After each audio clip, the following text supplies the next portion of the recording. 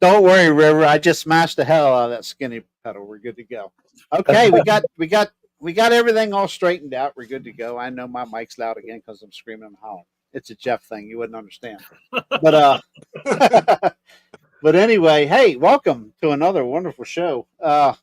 Man, chat is flying tonight already, and we got a great guest. Of course, we got our new guest co-host. Well, he's just a co-host now. He's not a guest any longer. He's like a normal guy now here. So, but Jeff got us lined up with John Lamb, and they got their issue fixed with their telephones and stuff. Now he can hear and see, and we can hear and see, and everything's working great. So nice. We are looking forward to hearing lots of stuff about, I'm assuming, Bigfoot, and we'll hear about UFOs and more, as the title says. So, how's Mr. Bernie Bunyip tonight? How's Bernie Bunyip? Bernie is awesome, man. I'm honored to be here. John, we've talked through Messenger and Facebook, but to see your face and hear your voice, man, it's really a pleasure. I'm so glad to be here tonight, and I'm honored, and I consider you a dear friend, and this is going to be a good. Uh-oh.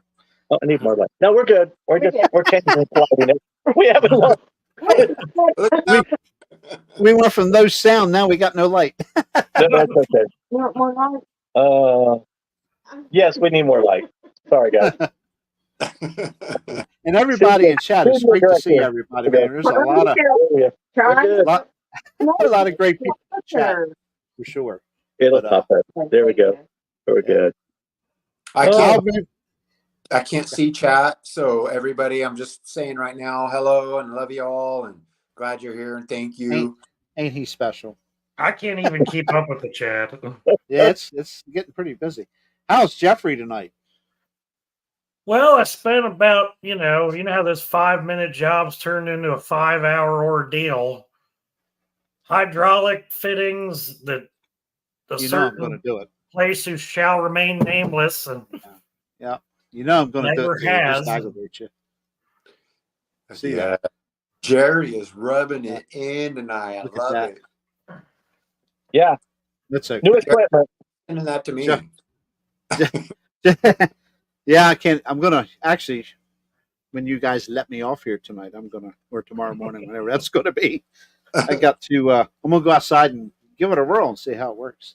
Nice. I'm probably gonna go outside my parabolic tonight and listen to the wood line. Yeah. Cool.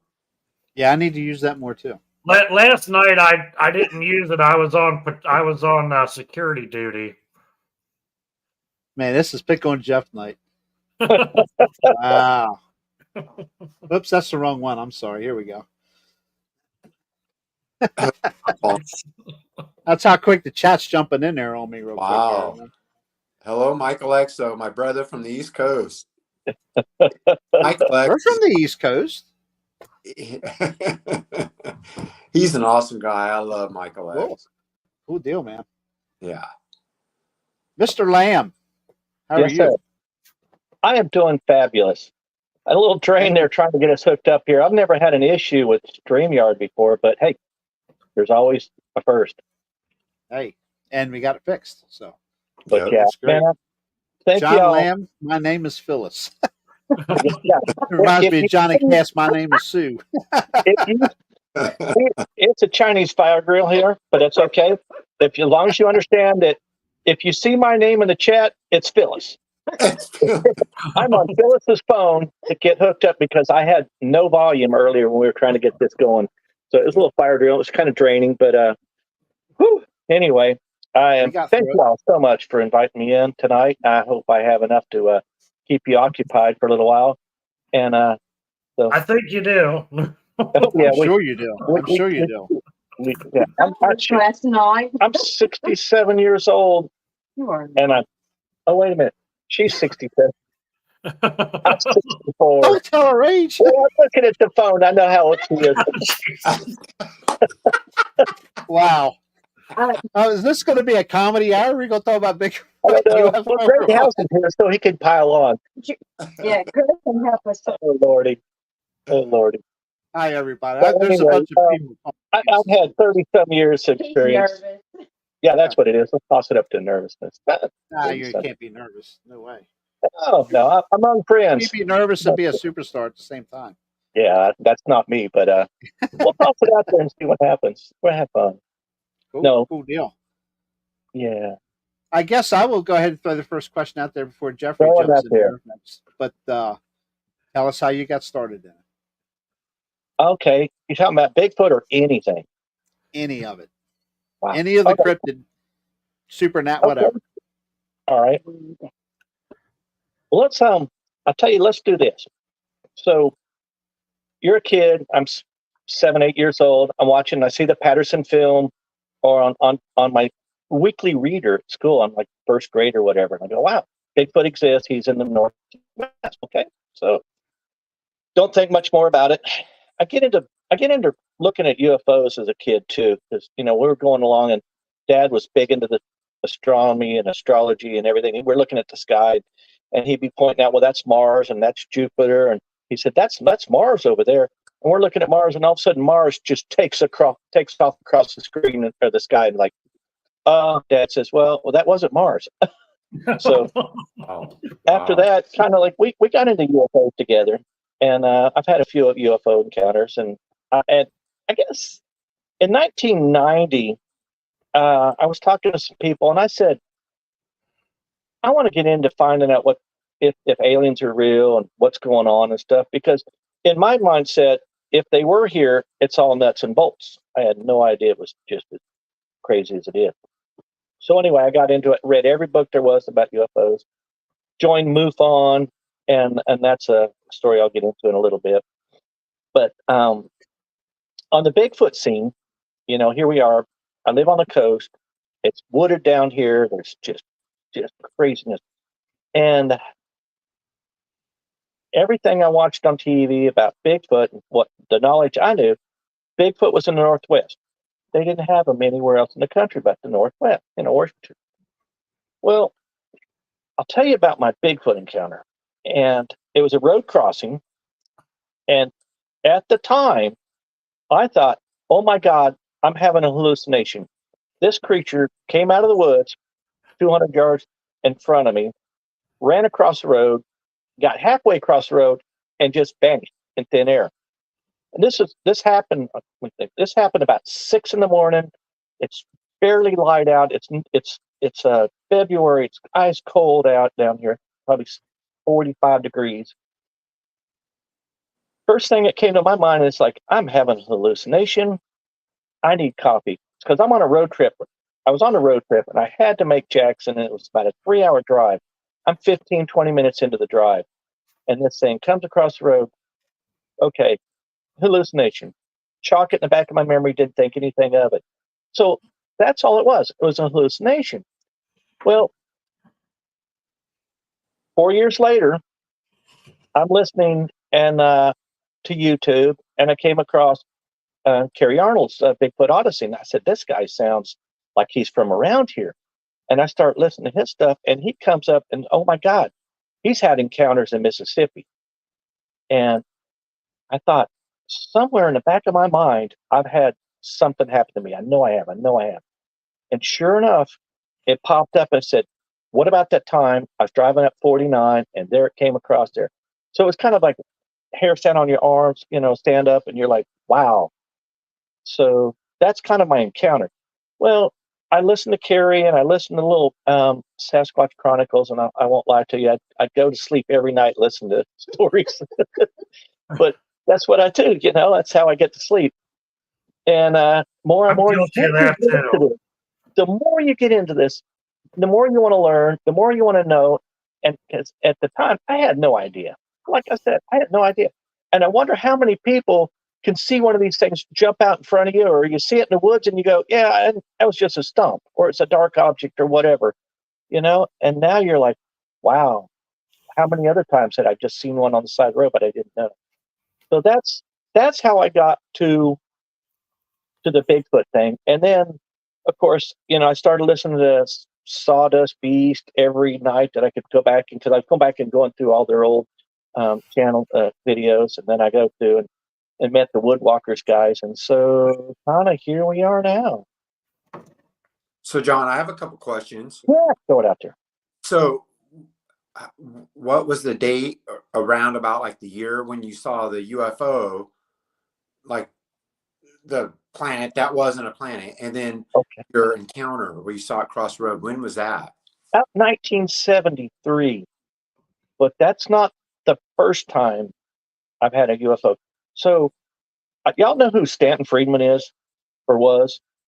The UFO researcher, Stanton Friedman. He was a good friend of mine. And we did some research in MUFON together, interviewing people that were at Roswell. And for some reason, we were sitting at having dinner one night, and I just was compelled to tell him about a story that I saw a UFO in 1969. I was with my family, okay, 1969, so I'm 9 years old. My little brother's 5 in the back seat. Me and him in the back seat. Mom and Dad were driving from Hutchinson, Kansas to Kansas City. It's a 3-something hour, 4-hour drive. And you know how little kids are, don't touch me, don't touch me. I'm pushing on him and stuff. So I got bored beating up on my little brother, and I'm looking out the back window, and I see this egg-shaped craft coming down on me. Like, wow, this is kind of weird. And then that's kind of the last thing I remember is seeing this egg-shaped craft coming down.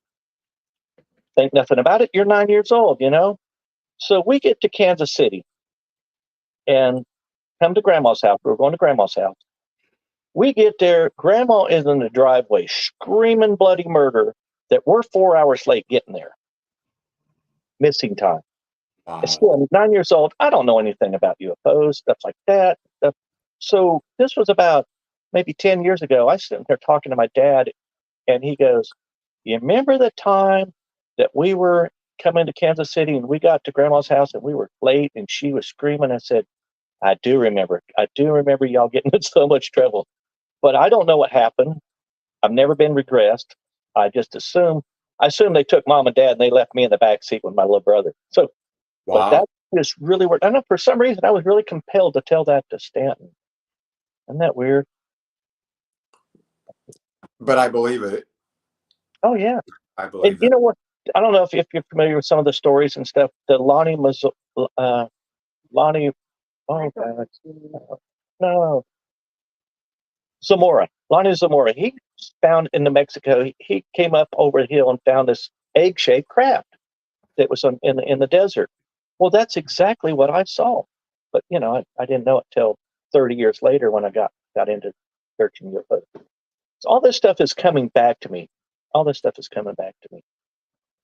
It's kind of strange. Yeah. What's kind of funny about that is, so my wife's dad and mom and her older brother, her only brother, and her were in a vehicle going through the Cascades of Oregon, coming back from like the desert of Oregon.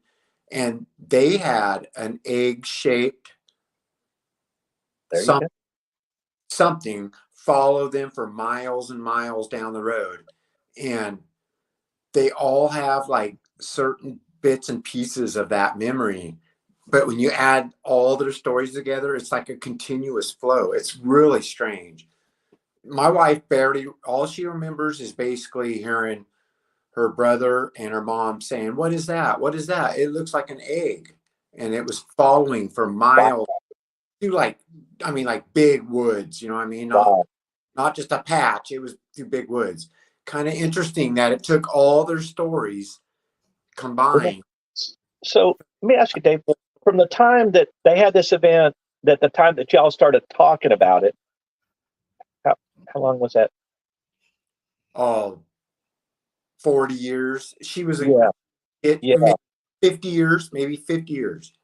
Wow. Yeah. And she, as her brother, which me and him were pretty close, as he was telling the story, her recollection was coming back. And he was like, Dee Dee, don't you remember when we were talking about what is that? And we were coming back from this so-and-so place. And she was like, well, I remember that. And I remember laying in the back seat. And he's like, yeah, because you got scared and went in the back seat and laid down and put the covers over your head. But that egg-shaped thing followed them for miles. And what year about was that? You remember? I would say that was probably late 60s, maybe. Okay. Same time frame as mine. Yeah. Wow. something like that. Interesting. So here's one. Now, for some reason, we think, I feel like they can, whoever can put a screen memory on you. So here's the event. 1967, 68. I'm a little kid, second, third grader. And I lived in Kansas, central Kansas. And my backyard was about 400 yards of wheat fields, just wheat fields, nothing but wheat fields, with one little dirt road.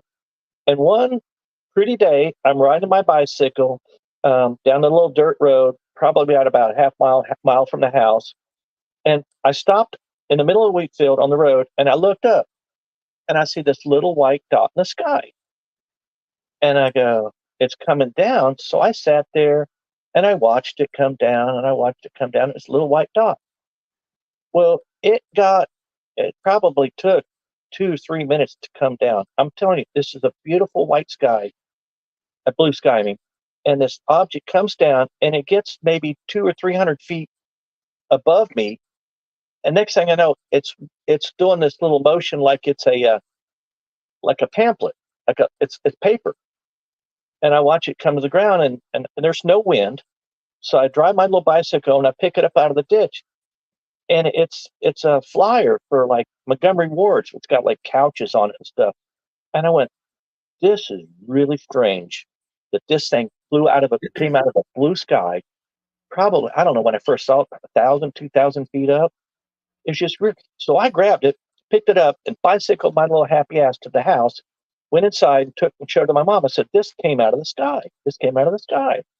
And now, looking back, I don't know what happened. That's just strange. Because I don't know how that could have been picked up. I thought, when you're a little kid, like maybe somebody threw it on an airplane or something. But that's just one of those ones, I don't have any idea what it is. Do you recall what was on the pages? Well, it didn't have. The first thing I did was wanted to see where it was from, like it was Sears or Montgomery Ward's or something. But it never had anything on it, and it was kind of like I was just a little bit on the fuzzy, foggy side. But I showed it to Mom. I said, and it was that shiny paper, but it was just a little insert like you get on the Sunday papers back in the day. It had it had couches and recliners on it. That's all I can remember. That's crazy. Nothing else. Isn't that crazy? Nothing else in the sky, not an airplane, not a cloud, nothing. Weird. I wonder, there's something there. I don't know what. There's something on that one. Yep. That's interesting on the shape. I remember that pretty big UFO incident around the Kecksburg, Pennsylvania area. Mm-hmm. And I believe the shape of that craft was not necessarily an egg, but kind of like a bell. It had a wide brim on the bottom. That's crazy. Makes you wonder also how whenever they made the Mork and Mindy show, he comes in an egg. Ain't that weird? Yeah. That's just something that popped into my mind when you started talking about egg shape. I'm like, you start doing all that. I'm just like, whoa, wait a minute, this is crazy. Who thought that stuff up? A lot of shows, and back in the 90s when I was first back, getting into UFO, they came out with like sightings, and they had these TV shows that were like Unsealed Alien Files and stuff. They were the government kind of wanted to just indoctrinate us a little bit, kind of let us know what's going on and stuff. And yeah, a lot of commercials. You had cereal that had aliens on it and stuff. Yeah. I think they really kind of wanted to bring us on, and now they just say, yeah, well, they're out there, but we don't know what they are. But, oh yeah. So, John, you don't think you were abducted when that happened, or? I don't know. That's what the thing about it is I think something happened, but I have no memory. I have no memory of that. But it's just too weird not to have something happen.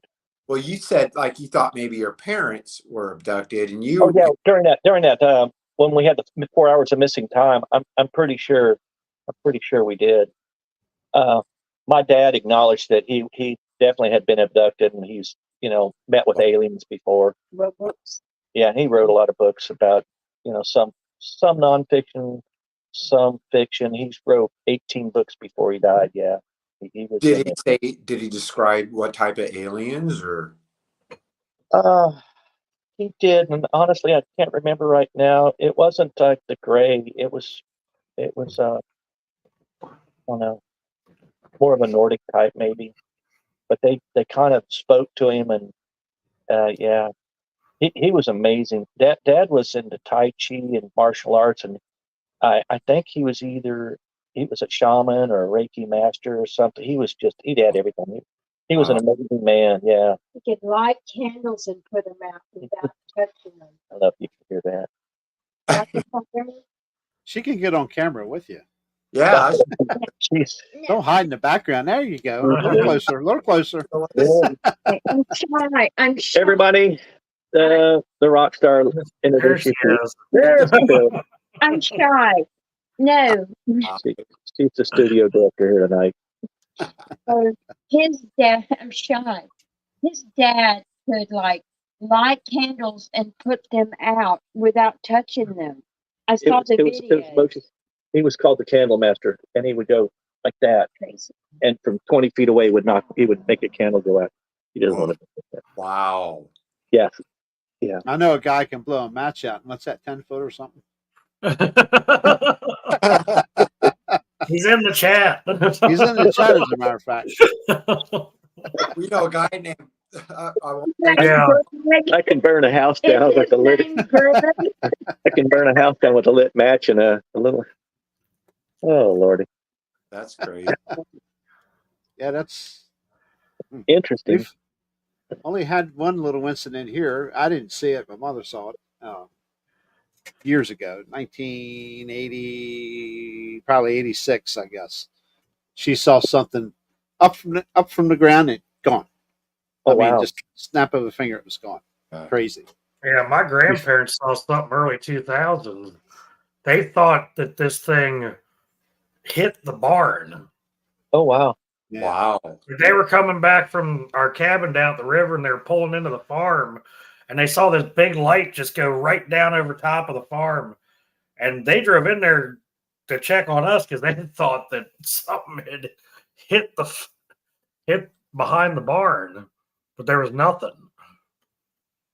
Yeah, Michael X brought. Yeah, I remember seeing. I've watched several shows about the. Did a lottery. He was actually there for the Kecksburg. Yes. Phyllis And one of those shows brought together the possibility of those Bigfoot actually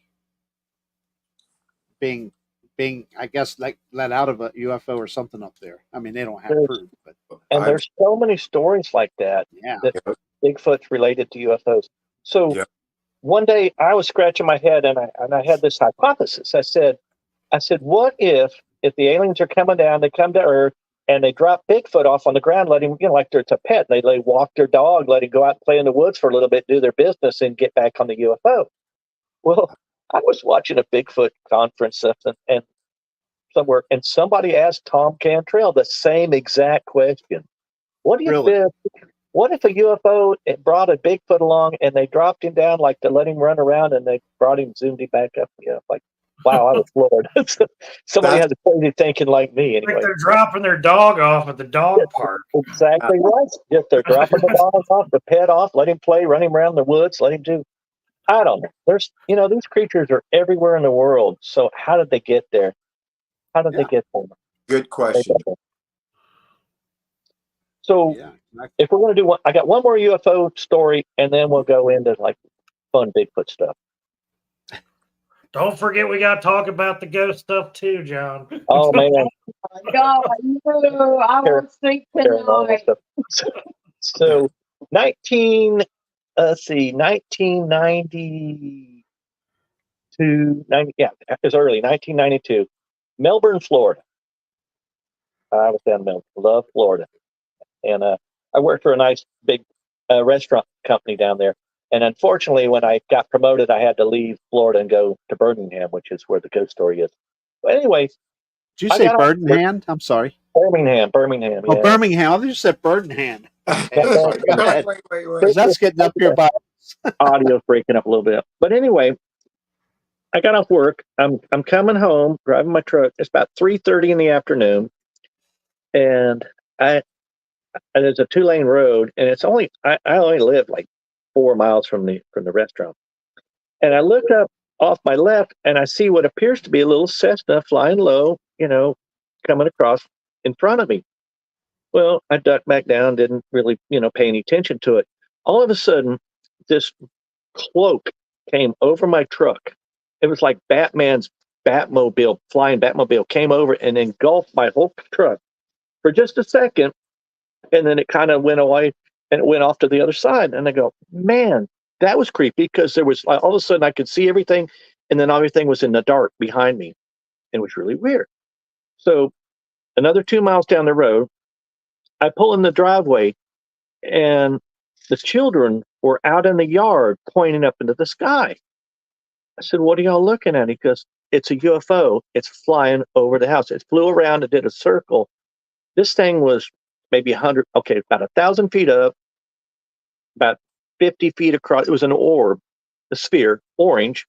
It had to glow from within. It was just one solid color, like a setting sun, kind of an orange setting sun. And it was like a slow moving object, just flew over the house, flew from southeast to northwest, kind of paralleled I-95 actually. And beside it and below it, just like, if it was 50 feet across, maybe another 30 feet out, were two bright red dots, like navigation lights. If you see a boat and you see a red light on the boat, well, this thing was not connected to it, but it had one exactly at the 9 o'clock position and one at the 6 o'clock position. It didn't move in and out, like it was just perfectly, in the right same position. And this thing just kind of cruised off real slow, maybe 50 miles an hour towards the northwest, towards Orlando. And that was one of the weirdest ones I've ever seen. And the kids were there to see that too. That's one of the ones I first reported to MUFON back in the day. Yeah, orbs really puzzle me. That's crazy stuff. That is. Ah, That is. I haven't seen any of those yet. Yeah, I'm really shocked by I've never that. seen orbs in the woods. Of course, I don't spend a whole lot of time in the woods either. I spend a lot of time on the boats. We see structures on the boat. We fish. That's all we do is fish. And I've been a saltwater fisherman most all my life, but now that we live closer to the river, we're going to go fish the river more. And the first time we went up this river, now the Pascagoula River has a wildlife management area, and it is thick as swampy as the Amazon. And we went up there one day, and I'm driving the boat looking for fish jumping, and Phyllis is on one side of me looking for tree structures. There it is. There's a tree structure. There's a tree structure.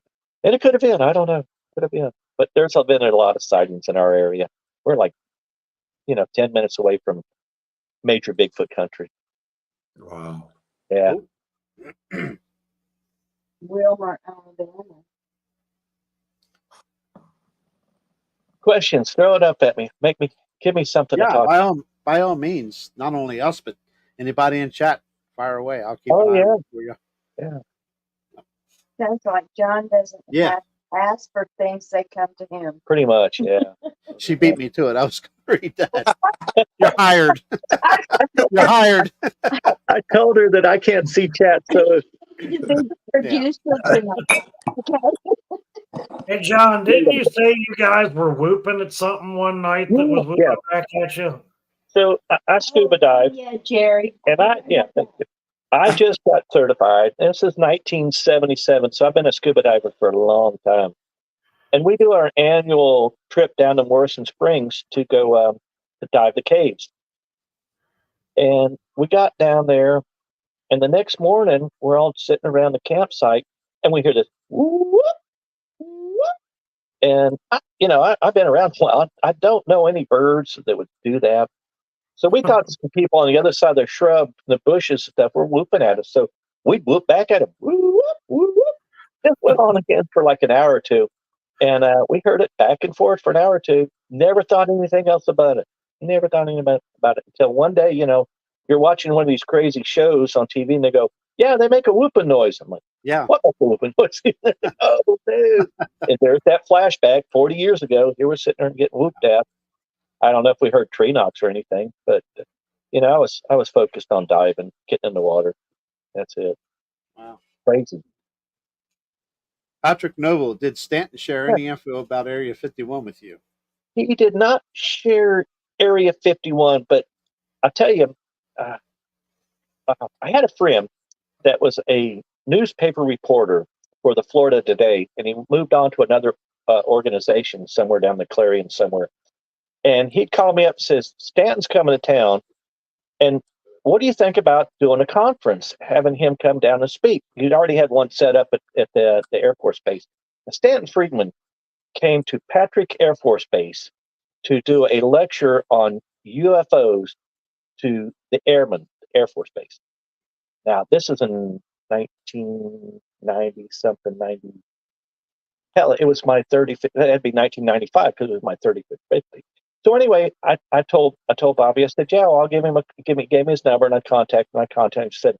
I said, Stanton, would you like to do, another speech? If I could set it up. He goes, I'll be glad. Stanton, he's a really great guy, eccentric, great guy. So anyway, I got with my friend that managed the Hilton. I got a conference room. We set it up. We sold tickets, and we said 500 and maybe 600 people came in to hear him give a lecture. Well, the day before it happened to be my 35th birthday, and I said, "Would you like to come to dinner and join us on our dinner?" He did, and he ordered a big giant steak. Of course, it was a seafood restaurant. It was crazy, but I had this great fish dish. But we sat there, and I asked Stanton Friedman every question about every UFO, every flying saucer event ever that I could imagine, and he just popped it out.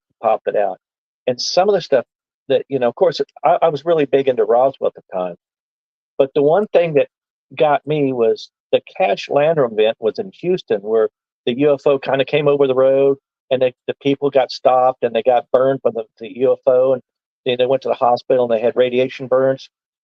I said, the event happened where there was 10 Chinook helicopters escorting this big diamond-shaped UFO. I said, how come that we don't have somebody, a whistleblower, come through one of these pilots of these craft and tell us that? He goes, John, I do. He said, I do. Yes. I had witnesses. I had people that came forward and says I was there. Good. Whoa. Wow. Yeah, that's cool. And then while he was in town, we had to have somebody, when I was with MUFON, they said, well, this old guy, he claims he was in Roswell at the time of the event. They said, he said, I'd like to meet him. So I made a couple phone calls and we got it up. And somewhere I have a VHF tape of Stanton, me, and Bobby, and another guy that was our state section director interviewing this old guy about when he was in Roswell. And old Stanton gets up there and he has a roster of everybody that was at Roswell, an airman, or I guess Army airman, that was at that base at that time. And he folded out this big old, almanac and says, now, what's your name again, sir? Franklin T something. He goes, yep, you were there. So we sat back and we videotaped the interview. He, at the time, the old man said, I didn't see anything. I said, I know everything was scrambling at the time, but he said, I don't know anything about it. But I do know, I have met a lot of people that knew that the mortician, Glenn Dennis, and said, yeah, I mean, Roswell happened. There's just no way Roswell didn't happen. It's not a weather balloon. Yeah. So we can go into that, but that's that's another story for another day. But it happened, and the government covered it up. Absolutely. Imagine that, right? Yeah. Leanne was asking if you have a Facebook page or a podcast or something. We don't have a podcast going yet, and I do have a Facebook page. Sure do. It's under John Lamb, and Working on a we're gonna do eventually do a podcast on fishing and Bigfooting. No, Nice. Oh Lord, put Jeff on your lineup. But right Fishing and now Bigfoot. our boats are out of commission, and we don't have anything going on, and we're just. Yeah, John already told me when he gets the boat running, he wants me to come down. We're going to go boogering while we're fishing. Yeah, Cool. we're going to go up the river into that wildlife management area, which is like the Amazon, and there's been a lot of sightings. Phyllis says she's not going with us. I said I didn't. She said I she wanted said to go. I'm definitely going with you. But apparently, from what I've learned now, the boat doesn't leave the house without Phyllis. No, That's right. That's right. That's okay then. Don't let it. I love my honey. She's good. She's good. She's good luck on the boat. Yep. Hey, I don't do anything party ever without my wife. Yeah. But I don't have a Facebook thing. I mean, I have Facebook. I just we don't have podcasts going yet. So we just jump in and jump on your to enjoy everything y'all do. yeah, yeah. Me too. I'm having fun, Did you especially now that the Bunny Mayhem Bundy episode. Index card? I don't think you Oh, read all of it. Oh, Did you read all of you it? want to go? You want to go to Birmingham before we go to? Well, anyway, We gotta talk about Birmingham. Oh my God, his ghost in Birmingham. Y'all gotta hear that. Oh, here we Okay, go. we're all ears. We're all ears. Tell us all about it, John. all right. I got a job promotion. I took a job in Birmingham, Alabama, and I was staying in a Holiday Inn Express for like 3 months while we were looking for a place to live, and we rented a house in, let's say it was just on the side of a mountain in a nice side of town. And this house was like 3 stories, beautiful, and it had an intercom system. It didn't have an elevator, which would have been nice, but hey, I was 30 years old. I could run up and downstairs, not like I can today. And it had an intercom system. Well, the first day we come to move in, the movers are there. I walk in and open the garage door, and there is this red liquid just running down the wall in the garage. And it kind of looked like transmission fluid. But there's no attic above it, so I don't know why it was there. Like blood. But it was a rainy day, and I thought, okay, whatever. We go in the house, and in our bedroom is 20 of those big, huge flies in the window. Amityville. Yeah. So I'm not spooky booky. At this time, didn't just nothing. Anyway, so we get moved in. Movers come in. We move all our stuff in, and the family comes up, moved up from Florida. We were going to go out to dinner, but my stepdaughter, she had gotten a new puppy, and it was a little rambunctious little puppy, and I just knew it was going to tear the place up. So we said, look, we're going to put it in the basement, close the door, turn the light on, give it some water, and we'll go out to dinner, and we'll come home. Well, we did that. We came home. 2 hours later, dog is just laying on the floor, dead, stiff as a board, Wow. like this. Whoa. Anyway, so we took it to bed. So maybe there was some rat poison down there. We didn't know what was going on. So we took it to the vet. The vet looked at it, said, they just died of fright. Scared to death. Died of fright. Holy. We got that going on. So we turned on the intercom system, playing around, new house, doing everything. Somebody got downstairs, somebody got upstairs, checking out. And the intercom system didn't work good at all. So we left it on. You could hear people talking on the intercom. Oh, like, that's just weird. I thought maybe I'm blowing it off, thinking we picked up a radio station. No big deal. I'm just a skeptic. And, if it was an alien outside, yeah. But, ghost in the house, no. Things like that. We go in the bedroom, water be turned on in the faucet. Nobody's been in there. How did that faucet turn on? Light would come on in the bathroom. We had a light in the shower. That light would come on, turn off all the time. Doors would open and close. And then the spooky stuff, of course, is you hear footsteps in the attic. But we're thinking, oh, damn raccoons. They got in up there, Raccoons got in up there. That's good though. That Just 2-legged raccoons. yeah. Two-legged raccoons. Like, when it was all done and over with, and I look back and I go, oh my God, when you put all that stuff together, that place was that was out of control. yeah. Yeah, last night when I talked to John, he described it as the Amityville horror of Alabama. Yes, he did. Yes, he did. I was totally skeptic at the time. It didn't bother me, you know. Just going, man, the faucet's running. Damn, you know, the door. Somebody did that. Yeah. Didn't bother me. You know, you go in the kitchen, the cabinet door's open, whatever. You know, didn't put two and two together till I saw Amity. I think I saw the Amityville horror movie after that, and I go, "What do you mean there's flies in the window? You know, what do you mean there's red, you know, stuff coming down the wall?" And you know, that stuff that came down that wall that time never happened again. Day one only, never happened again. Crazy. Yeah. That's nuts. But when I was a little kid, and we lived in a house here in Mississippi, Were your parents yeah, still I, your I've, mom still I've lived seen there? apparitions walk down the hall, you know, and they were all different kinds, you know, be like people that looked like they were in their 30s, you know, old beat up people. And there was Uh-huh. one guy, he came in, he looked homeless. He had like just all kind of stuff on him. And he walked into my bedroom, came up to my bed. I'm like 6 years old, 7 years old. And Wow. I just, oh man, I just covered up my head, and I just, you know, I didn't want to see it. And of course, my mom has nightmares. So she's in the bedroom on the other side of the house going, oh, oh. It just, oh man, you talk about terrified. Terrified. So, She had a nightmare last night. Yeah. Hey, John. Yes. Greg House. Mhm. Did you ever find out the history of that place? Well, it's a brand new house. We moved into that house. It was brand new. It was built. It wasn't even, it was never been lived in until we got there. It was built in 1972, and we moved in 73.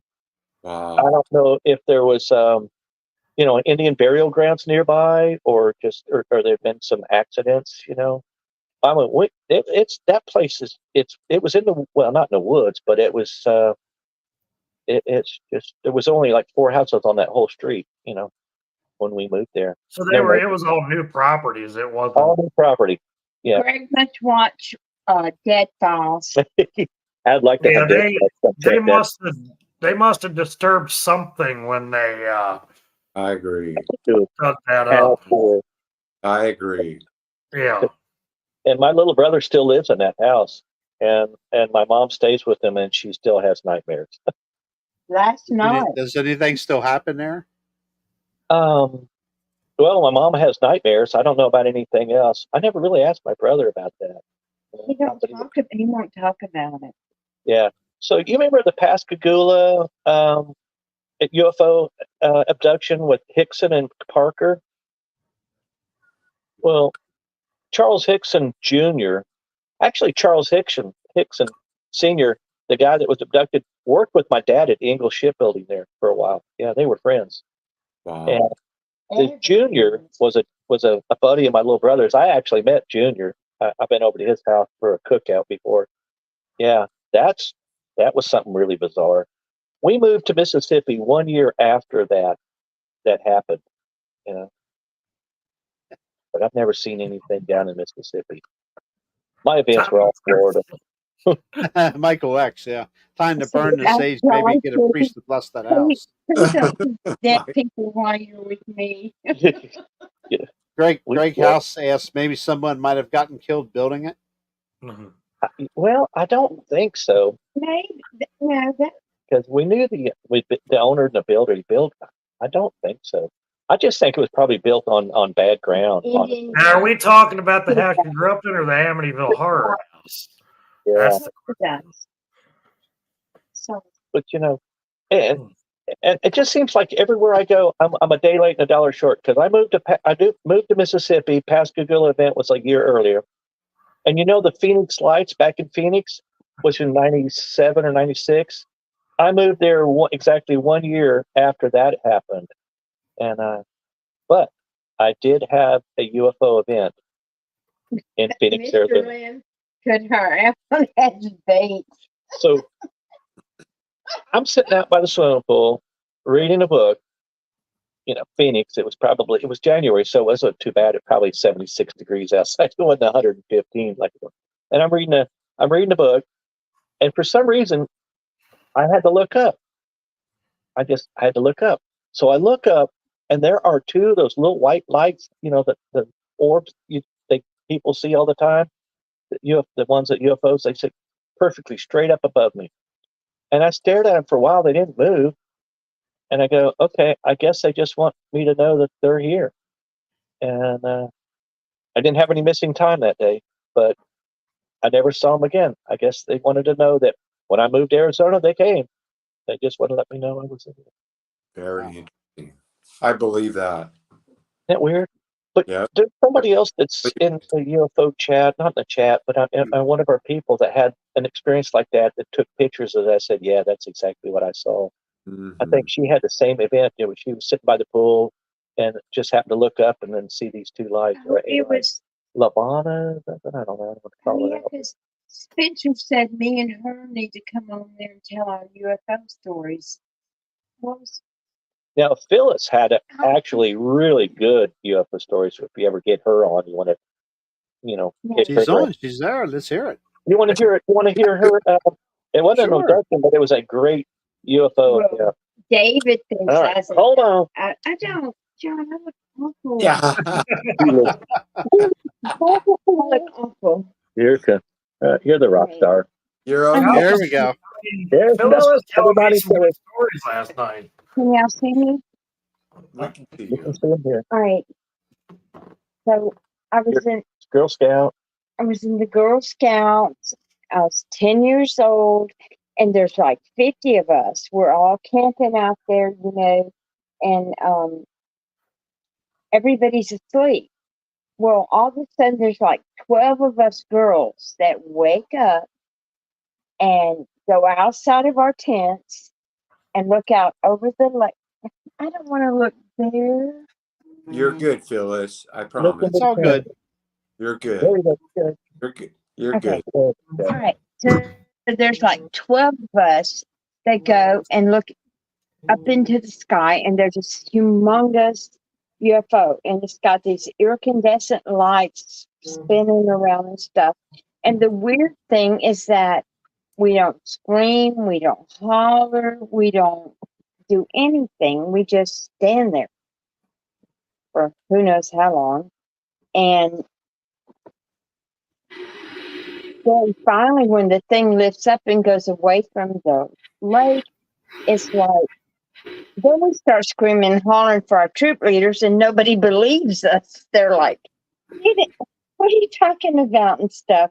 But why 12 out of 50? Why? There you go. Multiple sighting, people seeing this. Right. This is great. Yeah. Unfortunately, they never, turned it into a MUFON or anybody else like Well, that. But some guy contacted me years later and said that he was investigating. he investigated, and there was a sighting over the lake that night. So there was multiple witnesses all around the lake, not just the girls. Not just That's us. pretty good. Well, and we didn't talk about it much because everybody thought we were crazy. You don't talk about stuff that makes everybody think you're crazy, right? So how big was this UFO? Like 100 feet across? It was Football field? at least Bigger than a football field. At least. And how close did you get to it? Very close. 100 feet away? It shot. There was reflection of lights coming It off was on you? on the lake. You could see it. It was Okay. right there. So Yeah. a couple hundred yards away. Huge. Cool. David says that me and David talked lots of Okay. times. He says I was abducted. You could have been. That's why I'm so weird now. No. Where'd Barney go? Bernie, he froze up and blipped out. I No, I guess they thought he was telling the story or something. I don't know. But that's pretty interesting. He's got it. I mean, that's a really good one there. Yeah.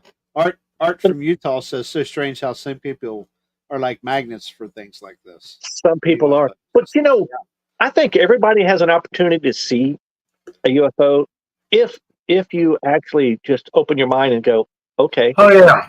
But if you have a closed mind and you see a light go across the sky, it was either a satellite or an airplane, and they keep going. People put their head in the sand and they don't see things so many times. Yeah. I tell you, if you go out here at night and sit here for a few hours and watch the sky, you see all sorts of weird stuff. Yeah. And if you have night vision, you I don't don't could- wanna be on there. go out there and just put your camera up in the sky. You will see things fly across the sky, turn, stop, turn, go, whatever. Crazy. It's nuts. Did we lose David? Yeah, he'll be back. He's used to it. He'll be back. It's that intermission, liquor mission. The smoke was so bad in Oregon, he called the hunt early because it I was know. just Yeah. a lot of wildfires out there right now. Not good. We had an Yeah, alert out of Diane. sun today. Always enjoyed looking at the sky. I was the same way.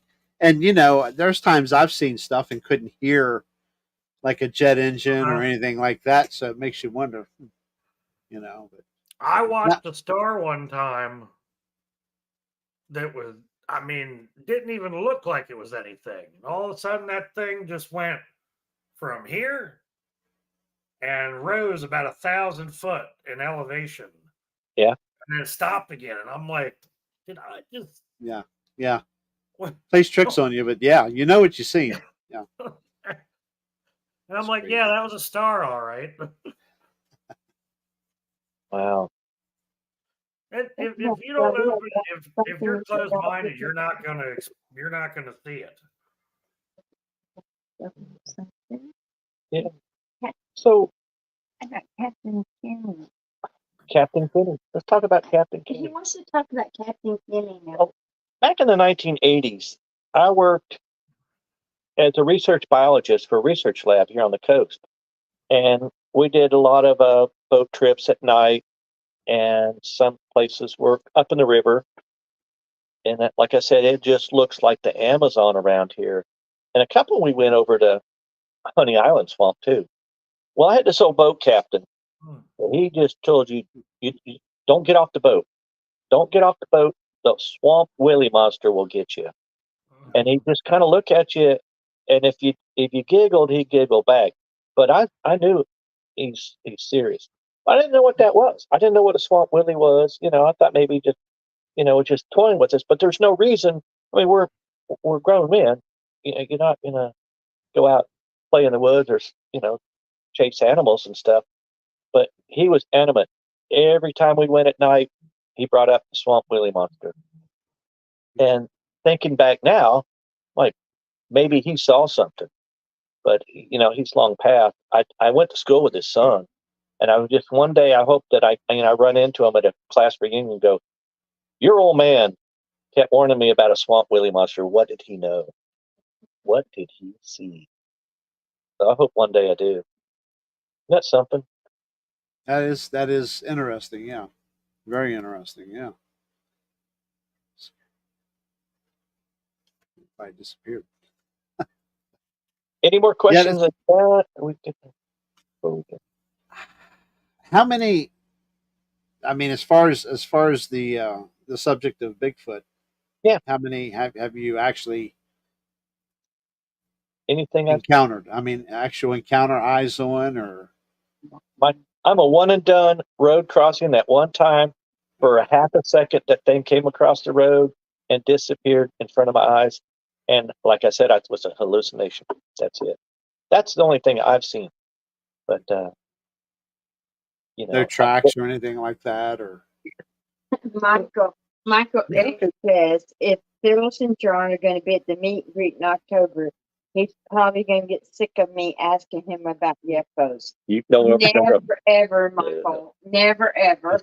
So I don't know. There was this guy that I used to work with at the casino, and he's probably been on the boat fishing with me before. Well, one day I'm sitting there I'm flipping through videos, and his name comes up, and I go, well, I know that guy. And I listened to the video, and it was a really intense Bigfoot encounter that he had up in one of the rivers, probably 25 miles from here. He was hunting in his deer stand, and it's on a lot of these channels. He really was abducted? But no, it was a Bigfoot encounter. And he said it scared the crap out of him, and he quit work for 4 months, and he never hunted again. Yeah. Wow. But it's kind of crazy because I knew the guy, But I didn't know anything about the Bigfoot encounter till I came across him on Kerry Arnold's Bigfoot Odyssey. And it's like, whoa. So immediately I called him up because I had his number. I said, tell me about what was this all about? Yeah, That's crazy. fill me in. Wow. And I like it. But he's not around right now. He's kind of deleted his channel. He's dealing with other issues. Yeah, old Kerry, I miss him. His shows were awesome. I do too. Now, John, have you ever heard anybody talk about any activity where you saw that one across the road? Oh yeah, it is very close to a base up I think there. we talked about that last night, but we covered a lot of things at the same time. Camp Shelby. You two talked for 2 hours last night. That's it? Oh, well, It then is I ended up on the phone with this guy down here, There he is, yeah. and River and Greg made an appearance. That's okay. And then we had River's friend Anthony, and then I had to go scare off a would-be burglar pulling up the road. Did you have something come up that way? Something came up. Somebody pulled in the road and was starting to come up towards my driveway, Oh, and I came no. out on the front porch, and the car just did this. Whoop, went packed all the way down the road. You probably stopped a. Yeah. Could be because there's been some action going on around here, Jeff. Oh yeah. I've heard of. Yes, Yeah. I just saved you from the snoring. Remember that, okay? The night you snored on Greg and them, I saved you from his snoring. You ain't right. I ain't right. No, anyway, from the area where I was at, that I saw mine, is real close to Camp Shelby. That was quite And I an feel like Roger. it is the DeSoto National Forest. Yeah. But anyway, there has been a lot of sightings up there. I don't really know, a lot of people. And Kerry Arnold was, I was going to say, in the same latitude or longitude. Yeah, latitude. Anyway, his was off a little bit, probably 50, 60 miles off to the west of that area. And then the other guy was over here. But there's been a lot. I feel like it's just a corridor. They come through from where they come from Texas to Mississippi, Alabama, and go into Georgia or whatever. I'd have to ask Kumbo because Kumbo would be the expert on that. But I just have a feeling that they come through this area. And somehow they jump in the water and cross these rivers, whether they grab a log and paddle it over or whatever. But they get around. Yeah. Yeah, I don't think anything stops them in their travels. The river over here. Yeah. And as much time as I spent on the water, I've never seen one in the water or crossing, but you see. Well, here's one to think about. How many times have you heard of people found after they fell out of the boat and they broke their neck? How do you break your neck falling out of a boat? Wow, haven't heard that. Yeah. Hit the boat as you're falling out. Or have rocks hit the boat and sink the boat, or something like that. More like something probably pulled you off of the boat. That's probably what happened. We're not going to go there. You'll never get Phyllis in the boat at night. There goes that research. You'll be putting a parabolic microphone up out of the window of the truck, and that'll be it. I'm on Greg House team for White Sauce, and I'm on Misty's team for everything, and I'm on Spencer's team for Dog Man. I mean, I'm all over the place. Team Spence. I'm sorry, I had to. Hey, Spence was trying to tell me the other night Northerners don't know anything about barbecue. Yes, we do. I need to try white sauce, man. I got to try it. I've heard that people in the north, their barbecue, I've been told it's nothing but weenies and hamburgers and hot dogs. I've heard up north barbecues, weenies, and hot dogs. And no, it's not. Oh, my goodness. Wow. Near Chicago, somebody said, "Want to come for a barbecue?" And I'm thinking, "Oh, some brisket, some pulled pork, some good stuff." I get there and they have weenies and hamburgers. And I'm like, "That's Not Thanks a for putting me in time barbecue. out the other day because I went to a Hawaiian barbecue. Oh, Lord. That's abusive. Wow. So when UFOs have barbecues, I wonder what they cook. When aliens have Humans. humans. Is that where that Pilates 411 go to? I don't know. Human barbecue? There is a lot of barbecue up here. Thank God. Thank God Spencer's not in the chat tonight. Yeah, he'd have a connection fit. I'm with Spencer. And barbecue sauce is either red or it's Carolina. He's hanging with Spencer. Oh my God! Come on. He gave Spencer the idea that's just salad dressing. And White that's all barbecue is he salad said. dressing. That's all he said tonight. But I agree with Greg. That crap was delicious. And I haven't even had Greg's yet. Yes. We tried the recipe. It's okay. Well, you didn't make it right, I don't think. Yeah. It was still good. I would try it. Sure. I would definitely try it. I'm gonna try his recipe here soon. You have to try it. Sounds good. I need a lot of mayonnaise for it first. Roger says marinate something in Fireball for 12 hours. Ooh. That's why it's got Roger. So now that Dogman was mentioned there a few minutes ago, John, what do you think of that subject? I ain't got nothing. I got nothing on Dogman. Me, and I don't. In my defense, I don't want nothing on Dogman. Okay. Well, Phyllis, like I said last night, unfortunately, I have one around here somewhere. I do have a friend that I think there's more than one. Listen, I do have a friend that hopefully is going to come with us to the meet and greet, and he does have a Dogman story. So he said he will tell it. I don't think he's in the chat tonight. Phyllis didn't see if he's in the chat tonight. He's supposed to be. Yeah, the pirate guy. But anyway, he does have a Dogman story. All right, so we're talking Dogman, and just like before we talked about Bigfoot, and if you're not really into it, nobody talks about it. You don't see it. It's just in the Northwest. Well, when I came across Vic Cundiff, our Dogman encounter, I think these channels, when he says he's interviewed thousands of people on Dogman, you got to take a step back and go, wow, there might really be something here. Yeah. I just hope I never see one in the woods or encounter one myself, actually. You can have So, all John, in your opinion, is there a difference between like a werewolf and a Dogman, or? That's a good question. I don't know. I kind of telling Phyllis earlier today, I said I think it might be the same thing.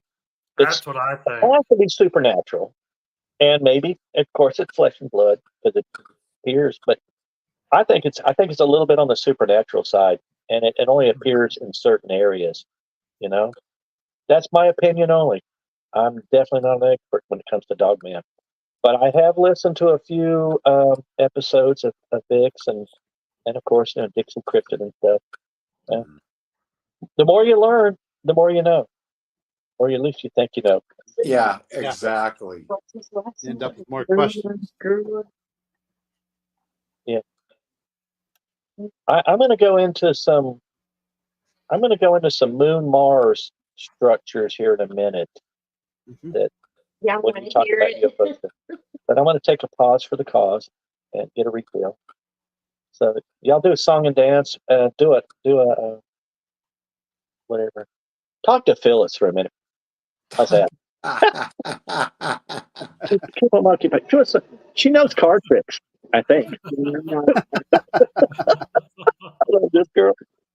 Oh, she's got to get her hair fixed. Hold on, she's got to get her hair fixed. That's like you put on the spot. Am I okay now? You're beautiful. You're beautiful. What do you want to talk about? Phyllis, I want to thank everybody that has. Tell Terry Allen happy birthday.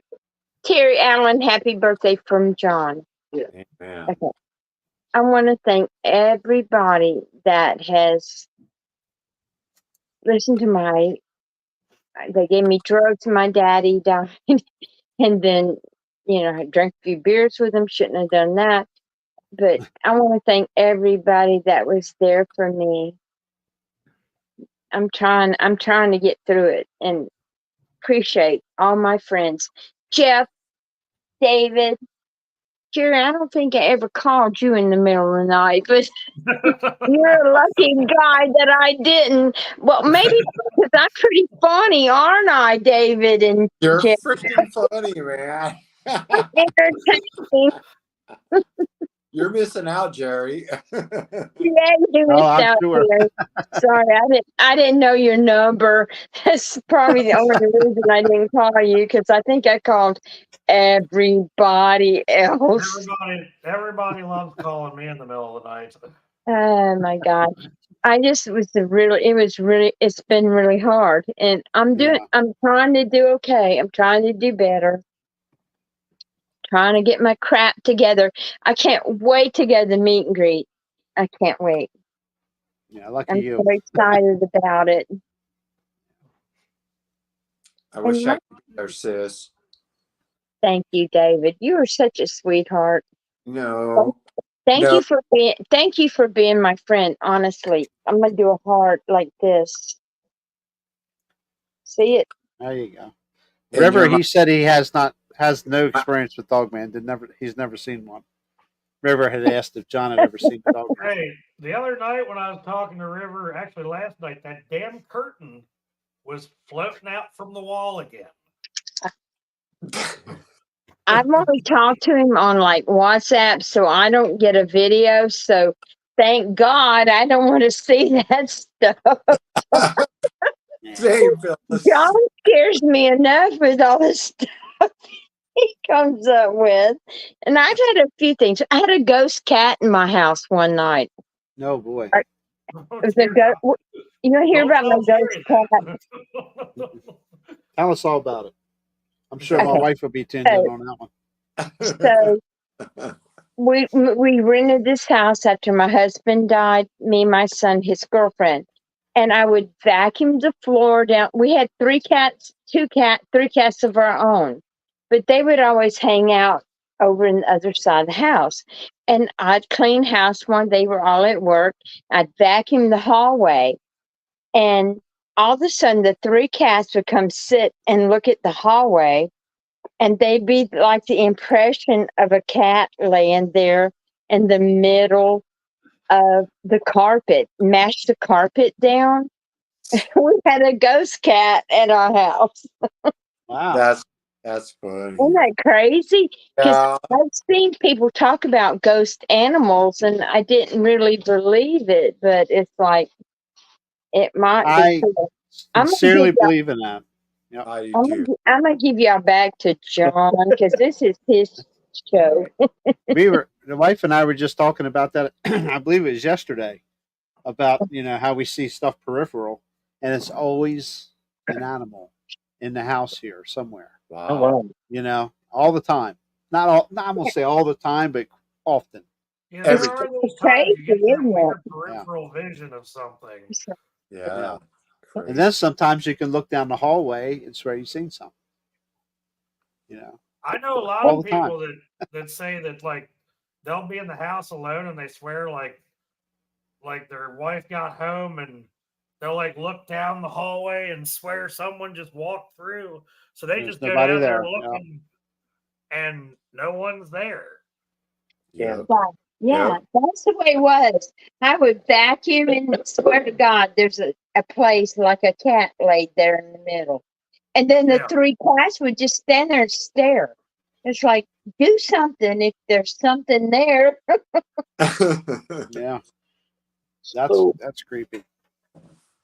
My other girlfriend that passed away, and that's how I met Phyllis. Anyway, she had a 2-year-old daughter that was intuitive, and she would come in and say, "Mommy, mommy, the blue fog, the blue fog," and she'd look, and there was this blue fog in the hallway, and she went, "Oh my God!" So anyway, the next day she gathered up the kids and went to the realtor and says, "Look, this place is haunted. We're out of here, and we're not paying rent. And gone." Well, this was before she met me. She had brought her little daughter out to Ship Island when there's a fort out there, Fort Massachusetts. And they were going around the fort. The girl's 2 years old. She doesn't really know anything, but she's really smart. She goes, "Mommy, over there." And she says, well, what do you mean over there? Over there, there's a man. He's all blooded. He's got a gimp. He's walking with a gimp, and he's all blooded. It's a Civil War fort. Yeah, it's a Civil War fort that was kind of a, I don't know, prison camp or whatever, but or where they did, but it was a prison war, it was a Civil War fort. Anyway, they grabbed up the little girl and they got back on the boat and they headed back home because she said, "That's just crazy." And the girl, 2 years old, how is she going to know? Somebody bandaged up, see something else like that. Like, wow. So I've been to that fort several times, but I haven't seen squat. Mhm. Bird poop.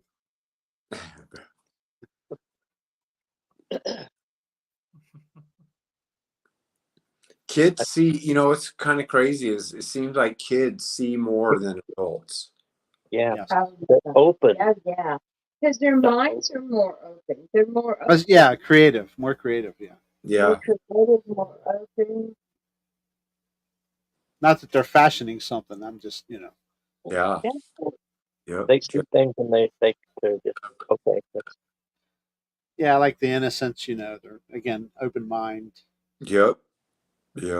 always learning, When I lived in easy that house, targets. all those Nobody. apparitions come down the hallway all the time. It's like, I'm scared the piss out of me. I don't see them anymore. But where'd they go? They got to be around here somewhere. I saw Mhm. one-eyed baby. A one-eyed baby. Yeah, when I was 10. Here we go. Everything, Here we go. Here we go. everything happened when I was 10. Oh, 10. Okay. 10 was a bad year. You're going to have to do another show with Phyllis. Phyllis, at Oh, 10. We need Phyllis on. We can do that. Yep. We need Phyllis. We can So- do that. Have y'all heard anything about structures, ancient structures on the moon? Not I really. think I have, but I can't. It's been a long Nobody? time. That's something that struck my mind anyway. Is anybody familiar with Richard C. Hoagland? Michael X. Michael X. Get on there. Richard C. Hoagland. Monuments of Mars. Face on Mars. Okay. Well, you'll have to go. He doesn't do anything on YouTube, but he used to be on Coast to Coast AM with Art Bell all the time. Every week, Art Bell would have him on. It's back in the 90s. So, some of you youngsters probably aren't familiar with. And Richard's still kicking as far as I know. He's probably about 78, 80 now. But once again, my buddy Bobby that worked in the paper said, Richard's coming to town for this space launch of the Mars Global Surveyor, and give him a call. So I did. He said, I want to do a speech, just a free speech to anybody who wants to show up, and we'll talk about what's going on. So he's telling Art Bell. Y'all know Art Bell, right? Are we good with Art Bell? Yep. Okay. Like the number one nighttime radio talk show guy in the world up until he passed away or quit or whatever, until he quit. So I get Richard's number and I call him up and said, okay, so what do you want to do? He says, well, I want to do a lecture. Can you set it up? I said, well, give me a second. So I made some phone calls. I got a hold of the local community college. And this is when I lived near Cape Canaveral. So right about this time, this NASA test astronaut named Ken Johnston says, I have information about structures on the moon. And Richard's like, whoa, we need to talk. This is all going on at the same time. So Ken worked for NASA back in the 1960s. He was a test astronaut. He didn't actually fly, but he was setting them up.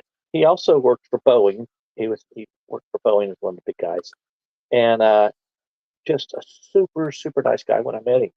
Anyway, he said he was kind of a gopher, but he had clearance. The engineers when they had I'm not actually sure what probe they sent around the moon this time. This is back in the had to be the late 60s. They flew a probe around the moon, taking pictures of the moon. Anyway, they brought the camera in and they showed it to all the top dogs, and he was the projector guy because he was young back then. And in the middle of this thing, all of a sudden, he said what looked like factories on the backside of the moon, smokestacks going off, stuff like that. There's kind of like domes and things. And the guy, the director there, he stopped and he looked around the room and he says, "What do you think?" Everybody went, "Wow." So anyway, we played it on. They talked about the craters and things like that. They gave Ken the video. He says, "Go back, put this in the library." Well, 2 or 3 days later, they asked Ken. He says, "We're going to show it again, that video to somebody else." And Ken's like, oh boy, we're going to see these things and see what's going on. He brings out, which was the exact same video. They put it in projector. He runs it, and he's like, yeah. And they get to the part where the stuff's on the backside of it. It's not there. It's not there. It's been cut out, perfectly spliced. And he's like, I can't believe it. They're hiding all this stuff. It's all been airbrushed out. So he comes out as a whistleblower, tells Hoagland, and he's all part of this presentation that I had to set up. And I got pictures. I don't know. I got a video of the whole conference. It was really great. But this just is amazing. The stuff that NASA is hiding from us that is actually on the moon and Mars. Wow. Yeah. Who knows what they're hiding everywhere? It's there. Yeah. And I think a lot of that stuff is ancient structures. Ancient stuff. I don't think there's anybody up there right now. I don't know. Could be. Aliens could have a base on the backside of the moon. But there's somebody. Michael X says lots of weird stuff concerning the moon. There's a theory that the moon is an artificial satellite supposed to the moon. So all those things back in the day. Because these guys are posting in I guess I can't see them. what's going on in chat. When the Apollo program was going on, they took one of the rockets, expendable, when they got back in the command module, they sent one of the landers back into the moon and rammed it into it. They said it rang like a bell for like 20 hours. Rang like a bell, like it was hollow. Yep. That's what stuck in my mind about the moon. That ringing like a bell for hours and hours. Yeah. Now, it's exactly the right position off of the Earth that orbits the Earth, exactly the right position. You only see one side of it, It's just it's not spinning. Doesn't spin. Yeah. There's just a lot of weird things that you just got to scratch your head and go, what's going on here? Yep. Absolutely. Because if we didn't have the moon, we would have 300-mile-an-hour winds. We'd have terrible storms. We wouldn't have the climate that we have now. Yep. Our oceans would be out of whack. Everything. Yeah. 100-foot seas. Really? Yep.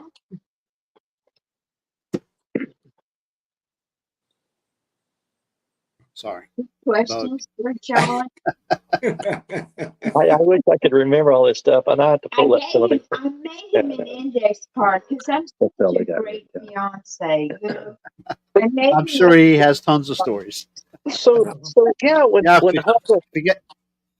Go ahead, I hope you guys can look him up and find trying some to remember information. what him and Jeff talked about last night for 2 hours. Yeah. Creepy, smelly I Bigfoot. can have a conversation about nothing for 4 hours. So on Mars, when the Viking probe came over Mars, and I wish I could tell you what anyway picture. I didn't do a whole lot of backing up stuff. But anyway, they took the face on Mars. That was 1976. And I'm 16 years old.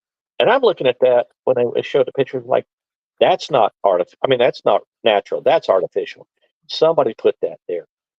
And then next to it is the area they call Cydonia, which has got pyramids and little structures and things like that. They're buried in the sand. That's just, there's something going on there. And then you got Dr. Brandenburg says that there was a nuclear explosions that happened over Mars that that just really destroyed the atmosphere and everything millions of years ago. So who knows? Who knows what's going on? And somebody tell me who built the pyramids. Let's go there. Let's Well go there. said. Well Real quick, said. Michael X says, think about how the moon is perfectly sized and placed to cause a solar eclipse from time to time. That's just not an accident. That just It's can't not happen. accident. It's not an accident. Yep. Yeah. You can say it's God. You can say it's aliens, but something smarter than us put. I mean, I Yeah. think there's been civilizations on the earth long, long time ago before, I mean, they find structure, they find like tools buried 30 feet deep down in bedrock of axes and stuff that are billions of years old. You How does that joke happen? island too much. Not as prevalent. How does that happen? Yeah, We're being lied to. we are being lied to. And everything, like Roswell. Roswell was not a weather balloon. Now, they know what's going on. No, I think they no know what's way. going on. Yeah. I think they know what's going on with Bigfoot. So, like some of these areas that you go, well, we had this hunting area, and then there's tracks found, and next thing you know, there's a gate there, and you can't go there anymore. And Yep. that happens all over the country. Absolutely. Yep. With the national, Or land is actually burned up, like in Florida. You know how John, they do a there's lot of spot controlled up here on burns. that peninsula that Yes. I told you about last night, I think. They Yeah, planted it's gated. pines Yeah. right where they were getting all the traffic. Oops. Yeah. Put pines there. Easy there, Blalack. are you okay? The Stand phone, down. Did you fall over? Brown. the phone did. Stand I'm down. charging it. No, he's all right. Be back. That fighting Dave's ball. coming back. Hey, Dave. Starting to be a drunk bunny up there. No. Yeah, exactly, Jeff. It's a charging He knows phone. here. Too much of that Oregon smoke. Is there smoke there, Dave? Not here, but where I Not was here. hunting. Thank God. I hope nothing happens there, baby. Roger said earthquake in Oregon. But you think about it, and a lot of these places that the national parks are all wooded areas that they've cordoned off, and you can't do this and you can't do that. And that's like, are they protected Bigfoot? Yes, they are. They Yes, are. they are. I'm sure of that. And why? There's a lot of things that don't make sense that they do around We parks. don't even know why.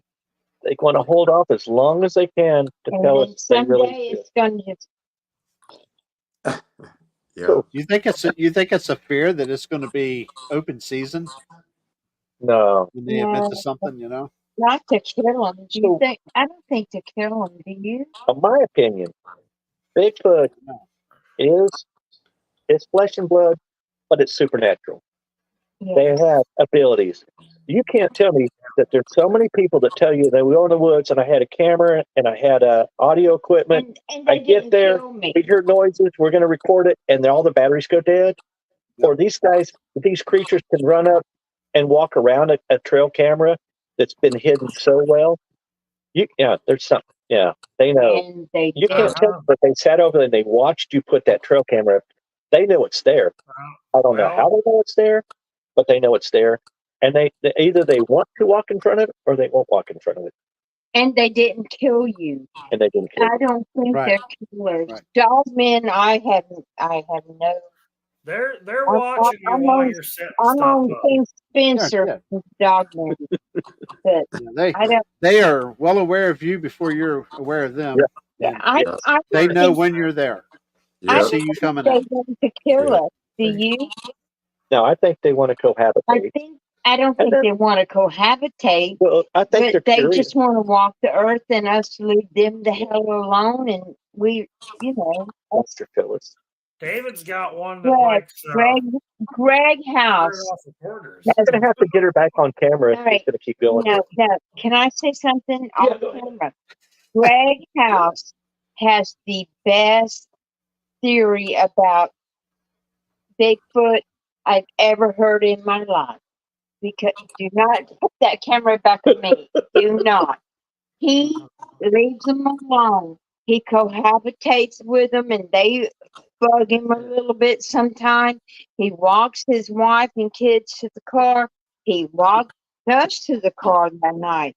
but he has the best attitude because he knows they don't. He's not sure if they're going to hurt him, but as long as he tries to cohabitate with them, they may not hurt him. And that's the way I feel about him. And I've never seen one. He doesn't have a choice. So Roger None of put us have a choice. a good point that billions of dollars would be lost each year if people, would stay in. So I don't know. I mean, that's possible. And on the other hand, you got a bunch of yahoos that are like us. Government. Yeah, government. It's a government. But anyway, Government. just as many people are going to go out there and go, well, I don't want to see one. I just want to see one. I want to experience one. If they really say they're real, I don't know. People actually want to see it's them. more like the lumber companies are going to be losing their ass if we can't tear down and we can't cut trees down. Mm-hmm. I don't know. But I don't know. Yeah, it would be a hell of a hit to that industry. I think the lumber industry is definitely one thing. Oh, they'll get hurt if they get told they can't cut anymore because God forbid we can't stop up a little river for a snail darter. God only knows what they would do for a huge creature that lived in the woods. Don't tell anybody you got a bog turtle on your property. Good God. Tell anybody you got what? Bog turtles. Jerry knows what I'm talking about. Bog turtles? Oh yeah. If you see a bog turtle anywhere around here, they will shut construction down like you just feel like. Right across the street, Jeff, is a turtle sanctuary. Literally, my neighbor's place over here is a turtle sanctuary. Yeah. We all want to save the turtles, but come on. Oh yeah. But I'm just saying, like they've shut down. You can't do anything. Like they've shut down development around here. Wow. Bog turtles. Oh yeah. Government. You know what? They can stop that shit to begin with. They can stop all the development here they want. Hey, we've got enough. If you know anybody that you don't like that's building a house around you up here, just tell them you thought you saw a bog turtle. Yeah, that'll come to a complete stop real quick. There's going to be a whole investigation. You got to go out and look for the turtles. Oh God, I captured a gopher tortoise in the backyard the other day. He was eating. It's 100 years old or more. He's a big old boy. He was eating Phyllis's blossoms off her squash plants, and I was in the swimming pool, minding my own business. I looked over and I saw him creeping across the backyard. I jumped out the pool like a ninja, chased him down. And we relocated him into another area. We didn't know. We didn't kill him. Just relocated because you can't eat I sent a picture to Misty and she went, "Oh wow!" You relocated him. I don't know. Somebody took care of him. I relocate snappers to my freezer. Yeah. Well, somebody relocated some alligators that were my pets in the back pond. That's what I'm happy about. I had pet alligators. John wanted to eat them. Yeah, I did. I was strapping them up. They were nice. They were beautiful gators. I had a 3-footer and a 6-footer, and they'd come up. And I'd call them every night. I'd go down there and feed them marshmallows. They'd come right up to me, eat out of my hand. Wow. I did. Hand feeding That's alligators. awesome. Yeah. No, they didn't eat my hand. I was smart enough to drop the marshmallows on their nose. And You're really taking some chances there. Not really. Not really. We saw eye to eye. Alligator terrified me. I quit working the garden back She wouldn't there. go in the garden because she thought they would come up there, which was about 20 yards away. Because the alligator stared at me and swam toward me wherever I was. They thought she had marshmallows for them. I did not. I know you didn't, but I did. Somebody else. I got to eat the marshmallow. That's like when you start feeding the bears. They're like, "Oh, where's the food?" Yeah. In Alabama, millions of dollars of building in Alabama was stopped because of a beach. That is amazing, Greg. So it's kind of you really don't want to prove that Bigfoot exists. God only knows. So Greg, same thing happened here in the Pacific Northwest with the spotted owl. They shut down. Sure did. Probably billions or trillions of acres of logging. Yeah, and here, like bear's not prevalent in this area, black bear, but They're they're getting to seeing be more and again. more now because they're getting run out. Everybody's Right. building in the mountains over here, Yep. nearby, not here, but nearby, and they got to have some place to There go. was that one in front of the liquor store the other day in Forest Really? Hill. That one was on camera. Yes. Yep, Yeah. yep. And we've Yeah, had them here Forest on the Hill. property. I've seen them here. But there's They had one in the nursing home dumpster a couple years ago, Jerry. I don't know if you knew about Beside that. you, yeah.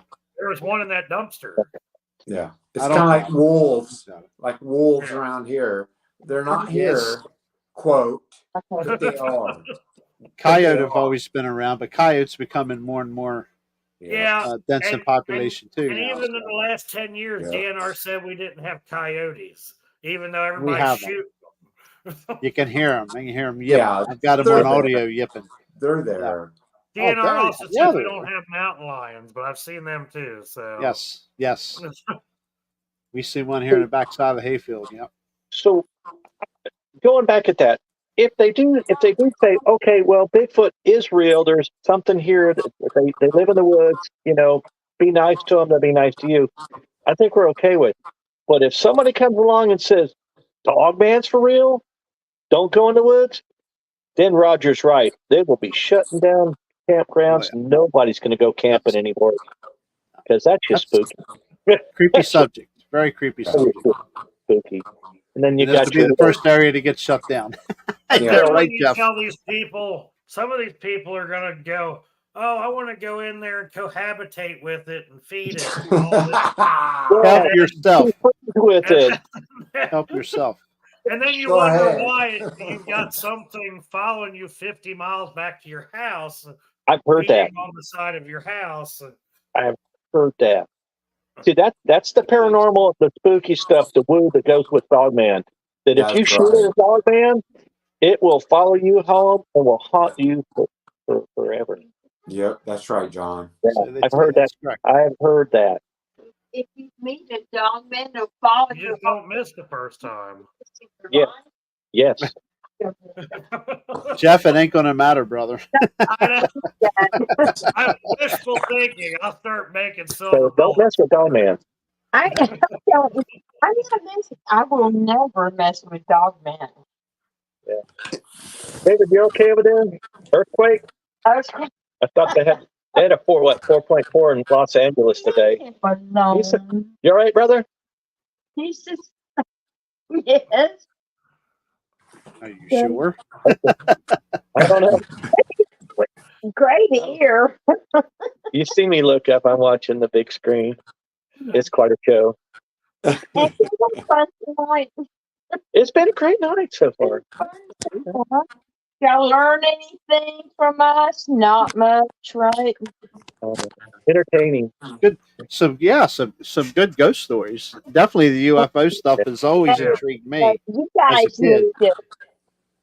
need to dig deep in this guy's head. He has a lot more in there. He's being a little. Now, John, what do you Craig think wants about, to. Go ahead. Go ahead. what do you think about UFOs around military installations? Good question. Oh, like what? Like the missile silos in Maelstrom, where they shut down the ICBMs. Yeah, that's for real. That's documented. I had a friend tell me that they saw actually a silver saucer land on the tarmac at Patrick Air Force Base in Central Beach, Florida, Melbourne, Florida. There. Yeah. But do you think our military has the capability to build something like that? All right. So here's another story for you. You're familiar with Wright-Patterson Air Force Base. Mm-hmm. Everything that we get that's been that's unworldly, they either send it to Area 51 or to Wright-Patterson. So one night we're doing this security on a let's see, it's a little, try not to get people in trouble. Anyway, there was a kind of a county fair thing, and they needed some people to sit out there and make sure all the equipment was, safe and stuff. So we're all sitting around. Well, one of the guys was a former head of security at Wright-Patterson Air Force Base. And, you're sitting around playing cards, and there was no adult beverages because it was kind of like a youth event. So we're straight up Pepsis. Well, this guy starts bragging about, being the head of security at Wright-Patterson. And he said, guys, I want to tell you, there's stuff at Wright-Patterson you will not believe. Mhm. Now, I'm sitting over here on the other side of the table. He doesn't know that I'm a MUFON investigator, that I look at UFOs all day long, and I'm into that stuff. So I'm just edging over, just hoping that he's going to tell me what exactly that Wright-Patterson has, other than the Roswell, crash retrieval stuff. And he kind of stopped short, kind of keeping his security clearance. Like,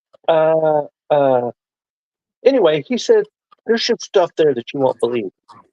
This guy, he went, but after that, when he left there, he came to work for NASA, and he was on the space shuttle crew where there's people that, when they put the astronauts in the shuttle and they lock them in. He's one of those guys in the white suit with the number on the back, and he worked quality assurance over there, and he helps lock him. He's the last guy that says, Godspeed to y'all, the astronauts when they got into the shuttle. So yeah, I believed him. Of course I believed him. But he said, "Yep, there's stuff there at Wright-Patterson you will not believe."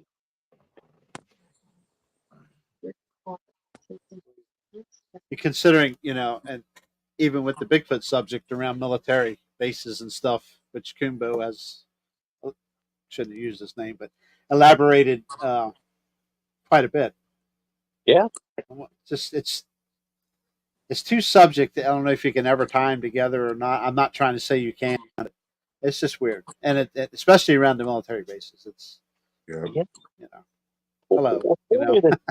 At this Fort Lewis place that I've heard stories where they actually send the helicopters out there with the infrared, and they shoot them and kill the Bigfoot and drag them off. Do whatever they do with them. But and some of the other bases too. But they warn the guys, when you're out there, that if you see this, back away. Yeah. Well, can you imagine them trying to do, like airport, like runway control, trying to keep these things out of areas while planes are coming and going? Yeah. Because they got to have somebody that does that at some places. Yeah. I'm sure. I think there's going to be a lot more stuff. So you have a drone that has infrared. I mean, you can cover a lot of territory flying a drone with infrared, picking up heat signatures, if they'll let you. Yeah. Apparently, they're able to discombobulate your drone and send it down. Or if I had that capability, I know exactly where I'm flying that sucker. We need a little money in a drone. Knows what place I'm talking about. I can think of more than one. There's a couple around here. There's a handful or more around here I could think of flying. The peninsula is definitely one place I'd be flying that sucker. Yep. Over in the valley. I'll just use the word valley. The valley needs some thermal imaging. Anywhere up and down this part of the river here. Near me, you.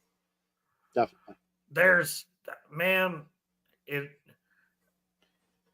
I know a lot of people don't know the lay of the land around here, but you'd be surprised what is up this way. It's good. It's good land. It's good territory for them. And There's no doubt. There's no doubt in my mind. Rivers. So yeah, you don't have to be at the river either. There's good places here. Yeah. There's good places all through here. This area, and even in the southern part of the county. In the southern part of the county, we have a guest hopefully that will come on in the future. With near a pretty good story. Near Edgewood, APG and Edgewood Arsenal, all military stuff, and it's swampland down there at the Edgewood Arsenal area, which is where the stories in that general area is from.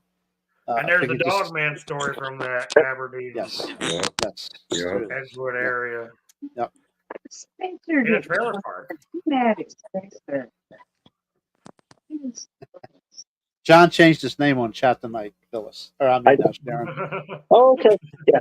If you see anybody in chat at Phyllis, He took my phone. thank So God we got her phone up, So or I you would guys not have been could here hear tonight. him. We couldn't hear y'all. I don't know what's We going could on. not hear y'all. Y'all, Uh-oh. David, are you going to survive? Man, There this it is. phone, I'm holding the phone up because it's charging. So, I think we got a drunk bunyip going on here. I think so too. Somebody can explain what a Bernie bunyip is? So Is Yeah, that black that's the helicopters. River Yeah. Morris. That's Yeah, a The River Morris. Mars started that. River called him that? That's River's nickname for him? Yep. He's Barney. I'm Bernie. My wife is Beatrice. Yes. Jeff is what was Jeff? No, he's not I slighted. think I'm just Jeff. He's slighted. He's slided Slided bunyip. bunyip. In my book, he's slided bunyip. Yep. It's either Jeffrey Bunyip or Cracker T. You never Crack you a know. tea. That's Cracker T. That's right. You are Cracker He Right. T. shaved his hair. He shaved his hair off now. So I see it. I see it. It's Check coming that out. back. Jerry, how Hey. do you escape all these nicknames? I don't. how? Because They I go to just- bed at night. I don't stay up. They just call him JR. That's Yeah, That's all. Jr. Yeah, whatever. Yep, Yeah, okay. Jerry. that's Yeah, that's in his other. That's his other. my other realm Persona. of the world. My other show. Wednesday night show. I'm Jr. Yeah. Okay. So I'm talking to people and they thinking you're so smart. It's me being so smart. Phyllis. So if any of y'all like to watch tractor pulls, Jerry's on tomorrow night. Oh, yeah. He pulling. Yeah, Yep. that's awesome. Been doing that a long time since '75. Well, I'm not filming, but I've been in sports. But Since in the sport, yeah. Love it. Yeah, gets in your blood, Yeah. just like and Bigfoot gets in your blood. You know. You're getting you got a lot of pulls going on right now. Mm-hmm. We have a lot in common over here, me and Phyllis, and NASCAR is part of it. And when we found out that the Talladega 500 event was the same weekend, I said, well, we could just leave early on Sunday morning and go catch the NASCAR race. Yeah. What time does it start? Well, I said, we got to be there about 6 a.m. She said, I don't know. Yeah, I'm sure that messed up the motel situation over there a little bit. That's okay. We'll do it another year. We'll do it another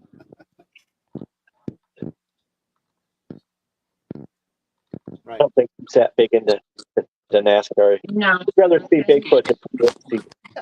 Art says, "Nice tan, cracker, Crack cracker, cracker, a tea.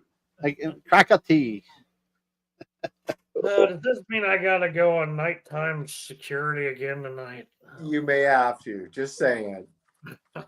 And Put out there for discouragement purposes. Of course, Crack they it, see here's me something. asleep on the porch. They might not. They'd be Yeah. like, so, I Jeff, wonder if I'm gonna wake up. you have guard duty again tonight? I might. Hear me drop my guns. I have an AR-15. No, my goodness. I just get the shotgun. That'll make enough noise. That'll scare him. Jerry. Anyway. Drag a can of beer cans up there. We'll run it off. No boogers in your area tonight. No boogers. No burgers. No boogers. Maybe one. I'm just I knew that was coming. yeah. I can read you Someone like a had to book do now, it. brother. Come on. Read you like a book. Why they call you burger? I don't know. Well, growing up, yeah, there was one term and that was one meaning and that was it. You know, What? there was boogeyman. We grew up with boogeyman. Don't go outside as boogeyman. We did too. Yep. Until Kumbo said they call them boogers or wood boogers. I'm like, what the heck? I had no idea. I always heard haints. Always heard about the haints. Look, The Roger's Hanks? getting confused. He thinks we're My talking family's about southern. Wow. He's from southwestern Virginia. Wow. And there's always the Hanks. I've never heard of Haints, that. Haints are going to get you. Yep. Wow. Saints. Catamounts. And Catamounts, yeah, catamount. I've there's heard a road catamounts. up here on the way to my girlfriend's called Catamount Road in Pennsylvania. Up, Hmm. up there in Oxford.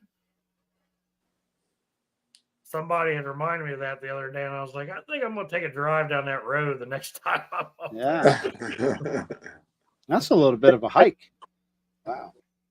With the dance going late at night. You guys ever hear anything around your house? I do. Our house, He think it's anything. the one time that I heard some, I got audio issues here. But anyway, the a little one bit time of feedback. that's squeaking, howling, barking, going on, it's about 1 o'clock in the morning. What in the world? Is that, what do we got going on? Deep state. I would say what the phone that she's on probably is picking you up too. You sent me the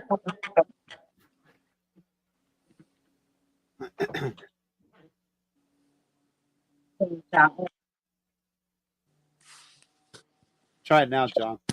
Sorry. Now I can hear myself. All right. Are we good now? That's better. Okay, Yeah. cool. So the one night I came home, being out, and we pulled the car up to the parking in the driveway, and I heard this howling and hooping and screaming and stuff. And the first thing I want to do is pull out my phone and hit the audio. And Phyllis was yakety yakking because she was having fun. That couldn't get her to be quiet. It's like, please be quiet. I'm trying to record this. And she anyway, I didn't get any audio. So there is one night that I did hear some stuff in in our neighborhood, and I don't think it was a dog because we don't have dogs around the neighborhood. We are Pat Well, Noble's asking, do you know about the Black Knight satellite, John? I do know about the Black Knight satellite. However, I don't know much about. It's been around there for a long, long time, and they don't talk much about it. But yeah, I do know it exists there.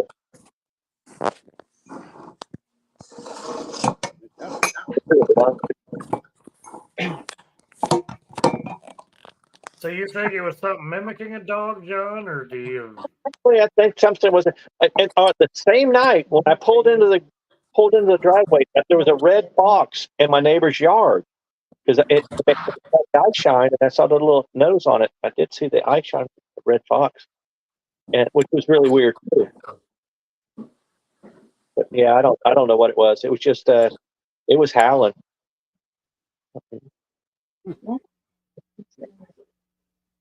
See you, Roger. Thanks for stopping by. All right, Roger. Yep. Hour and 48 minutes, Jeff. Yeah, we're doing pretty good. Yeah.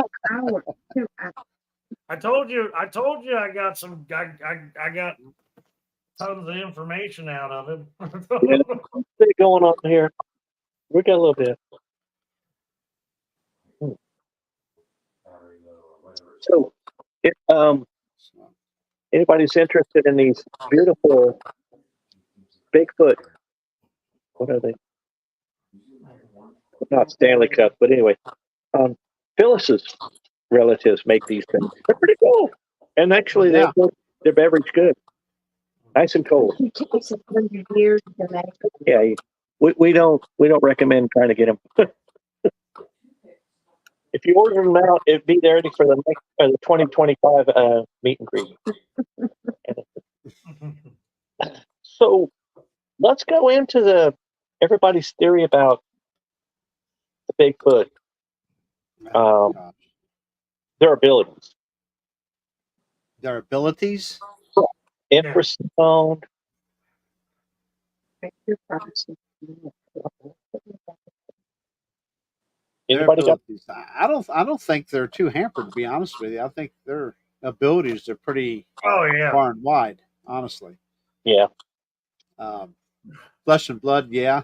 But there is a wicked sideshow to that whole deal with these things, I feel, that are I don't know how you can explain them. You know what I mean? I've never heard the infrasound, but I forgot to talk about. So in 1995, long time ago, galaxy far, far away. Trip. We were going to visit my father-in-law, who lived in Washington State, not too far from Mount Rainier and White Pass. And so we flew into Seattle, and we got up. He picked us up from the airport and had this 4-wheel drive. It took us way up into the woods. Had a beautiful little chateau up in the woods, and this was back in the 1990s. So I didn't really know much about Bigfoot, other than I saw the Patterson film and I knew that he lived in the Northwest. But the UFO paranormal guy that I was, I'm going to go out and I'm going to look around, give it a look-see. So I told everybody I was going to head out the back door, take the little trail, and go down the side of the mountain because it was beautiful.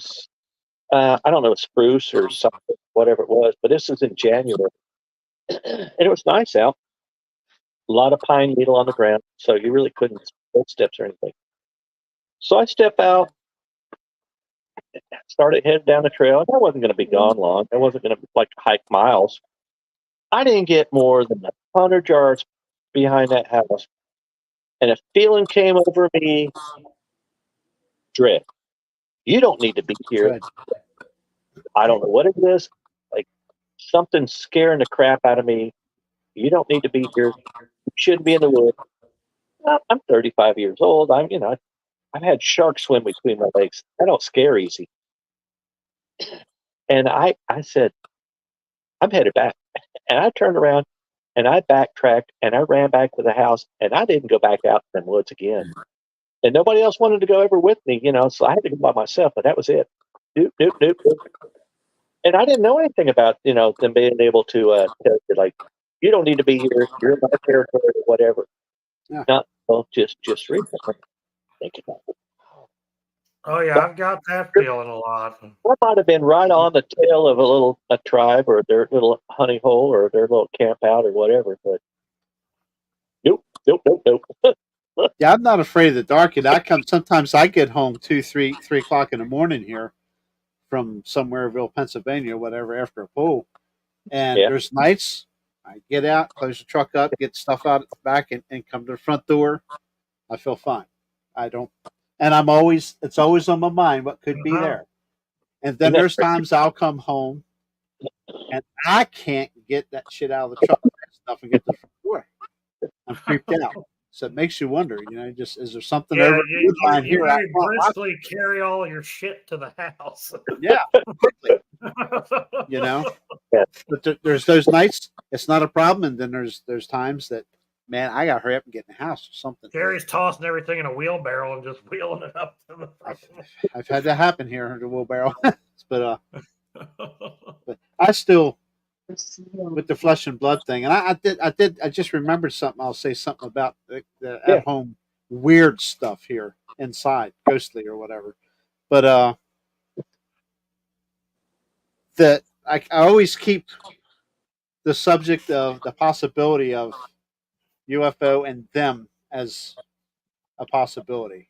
It's set aside. I don't know what to think of it, but it's always something it's always, I think about. So yeah, I there's just too many reports, and when you listen to somebody and you hear so many reports to go, well, we saw orbs and we also saw Bigfoot, or we saw a UFO. We also saw Bigfoot. The same thing. There's, you can't miss it. You gotta write it down and kind of scratch your head and go, well, maybe there's something to this. Yeah. Now, dumb question here. The last couple of days, is either I can't remember what day it was. Working back here, and I don't smoke. I haven't smoked in years, but I get the smell of cigarette smoke back here sometimes. It's freaking insane. Like somebody's right beside me smoking a cigarette here. It is crazy. She notices it from time to time out in a different part of the house here. Now, That's did anybody really lived in there smoke? Not that I know of, no. Actually, my ex-wife's mother did for a while, but at that particular time, she did not smoke because she was on oxygen. But she wasn't here very long. I don't know if that's part of it. Her father smoked. My current wife's father smoked. He's been gone for a few years now. That's like some of the old timers I knew from back in the Yes. day. You'd smell pipe tobacco. Yeah. Yes. Places where they used to, yeah. And I mean, it's just you're sitting here and just like you can't get rid of the smell, and then it's gone. It's really weird. It's happened more than once. I've had that too. When I got COVID, I lost my sense of taste and smell. Mhm. But the only thing I could smell is a vape cigarette. I could smell a vape cigarette a half a mile away. I could be out in a boat within a mile of the island, and I could tell somebody was on that damn island smoking a vape. Wow. And you Yeah. couldn't smell anything else. And the thing is, it's like when you order a package from Amazon and you open the box, poof, I could tell whoever packed that damn box was vaping while they were doing it. Wow. That's great. Yeah. It's just, Or it's like when you open those boxes of electronics, Yep. and you can smell the yeah. Plastic, yeah. wiring, everything. Yeah. Uh-huh. I've noticed that more and more now with stuff you get shipped. Gary's This- playing with the thermal. This kind of smelled like that when I opened it up today. That's how it was when I opened my parabolic box the other day. I Yep. was like, Is it Phil? It smelled a lot of plastic.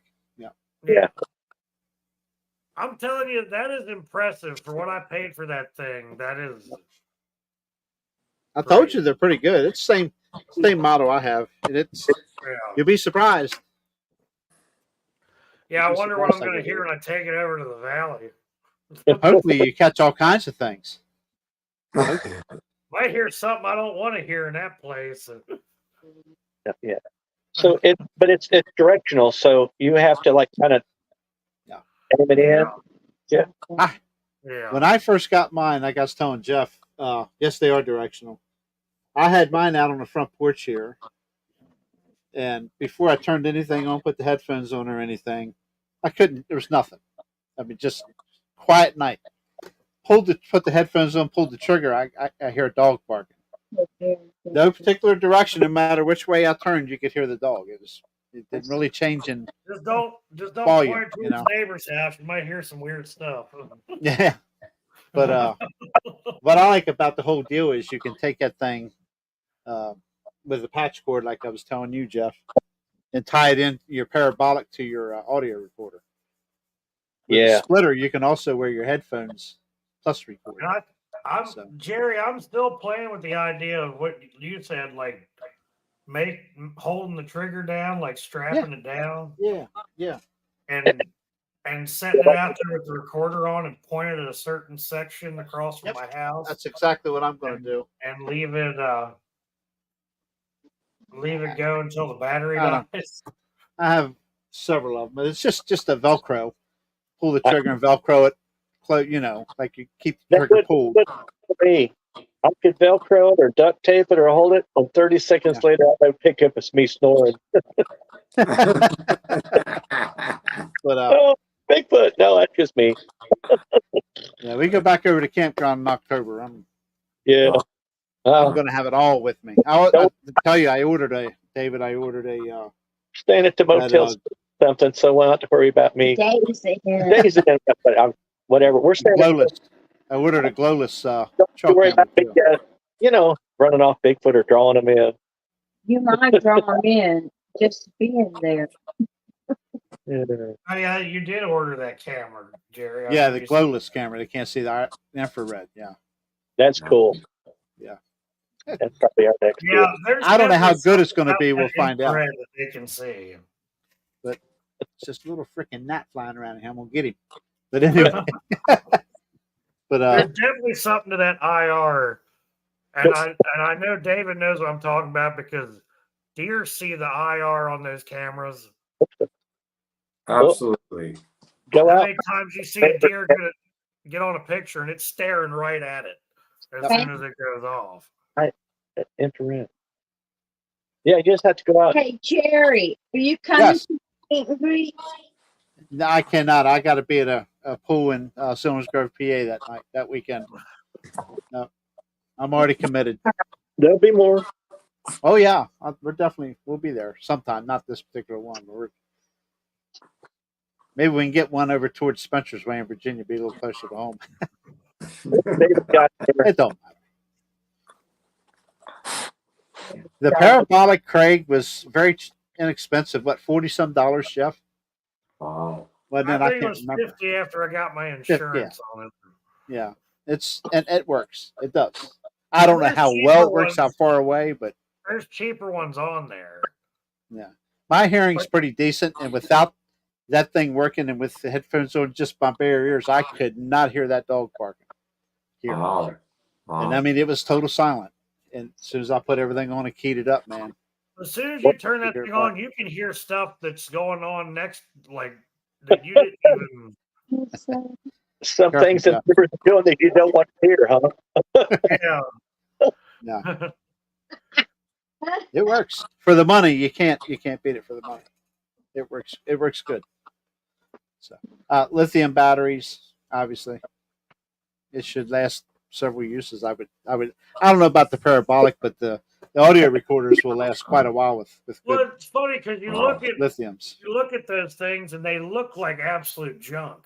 They did. I was taking it out of the box and I'm looking at it going, is this thing even gonna like?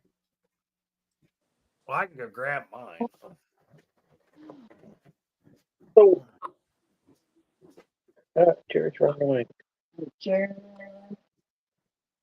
Just run away. So, y'all come back. I got a question for y'all. See it. When you hook these on, Not bad. you got the battery for full charge, and something comes through and zaps it, drains your battery.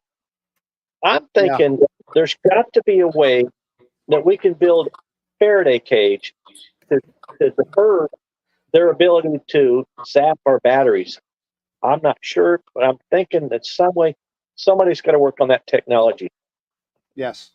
Well said, John. And the nice thing about this is you can take that dish off Mm-hmm. and stow it away in a bag or whatever. Yeah. Otherwise, we're sitting there going, well, if they let us hear them, unless you're Ron Moorhead, they're not going to let you listen to their talking, Wendell, I am old, Wendell. Says Jerry, when you get old, it gets hard to hear. That's true. That's true. I agree 100%. I'm 57, so I'm getting there. I'm got to bring them in chat. I'm going to have to. I've got to get in chat. But Wendell, Brigham, and Michael X. got to It's the take care. same. It's the same. I'll take care of Wendell. Don't worry, guys. I'll take care of Wendell. I got the best sidekick in the world. Yes, you do. It's going to be, if we were doing a podcast, it'd be the Phyllis show and gone. He likes me more than him. You're low. He's low. I'm gonna go outside here shortly and try out this therm, see what it does. Nice. Get lucky and see Nice. something Yeah, over here in the outside front of this woods. thing. Battery strap. I really don't understand why they make this viewfinder because it feels like I'm using like a rangefinder. It just defeats the purpose of the stupid thing. Like, I've never really paid it much attention, but it's got a viewfinder. It doesn't even have like a. You can't adjust it. There's no zoom to it. It's just like I'm looking through a tube. Actually, you'd be surprised. Yes, you can adjust it. Can you? Go. That's Not why the zoom, the focus you can. that's why they can charge $10 more for it. See, the problem is though, if you try to focus, it gets all blurry. The X zoom. You turn it the other way so it gets clear again, Jeff. Oh, man. I didn't buy it to look at stuff. I bought it to listen. That's right. You bought it to listen. That's correct. I agree. 100%. I didn't look. I agree 100%. But I mean, the nice thing about one of these is if for whatever reason you end up breaking it, you're not out a whole lot of money. You know. I think if you take care of it, it'll last a long time, honestly. But I'm just saying, if you're doing Seems all right. something and something happens to it, you drive away and leave it sitting on the roof of the truck or something, Guilty. or you have an emergency situation, you have to ditch it to get out of there. If I'm missing my glasses, I can guarantee you they're laying somewhere broke because I run over. It almost happened to this pair. That's right. We're getting ready to go I'm get just new waiting glasses until again. somebody comes across me out in the peninsula walking around with this thing.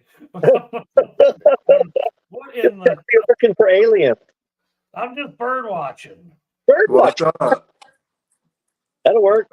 Apparently, this is for bird watching. I didn't know people carry parabolics Yes. to watch birds. But Can't see them. Yeah, that spotting that's exactly what it's for. You can hear them, and then you can kind of just start zooming in on them, so to speak, with that scope. But I have other ideas for this one. People will buy anything these days. Did you order that splitter I sent you, Jeff? The link for. no, I gotta do that. That way you can hook it to your recorder, plus still use your headphones to hear while you're using it. John, do you have any? You got any equipment you use, or do you just go out and? He fishes. I fish. Yeah, I have a lot of fishing equipment. I have we have a audio recorder, one of those ones that Spencer talked about. H1, Yeah, I got one of H1N, those. yeah. So, and I've got two GoPros and a 4K camcorder that we have not used yet. I've used the GoPro as a dash cam when we drove through a couple areas, but Yeah, I We highly did recommend a think dash about cam strapping to the camera to everyone. me when I'm walking. Dash We are- cams are a must. yeah, we are definitely recliner armchair researchers right now, looking for the weather to get better for us to get out there. Yeah, I understand. I'm a fat man. I don't appreciate going out in the heat.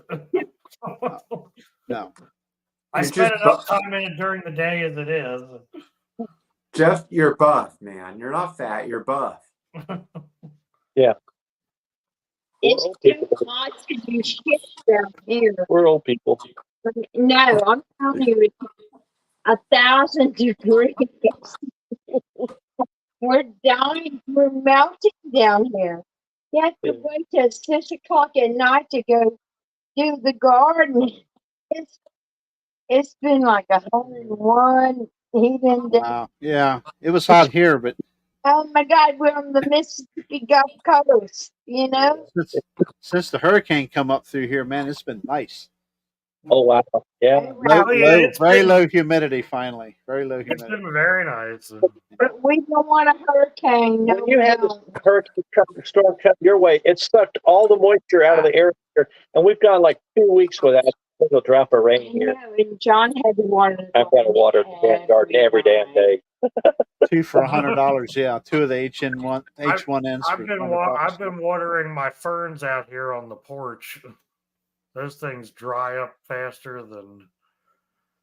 I told Phyllis we had to buy it because it would help us sing our karaoke and would make us sound better. And it did.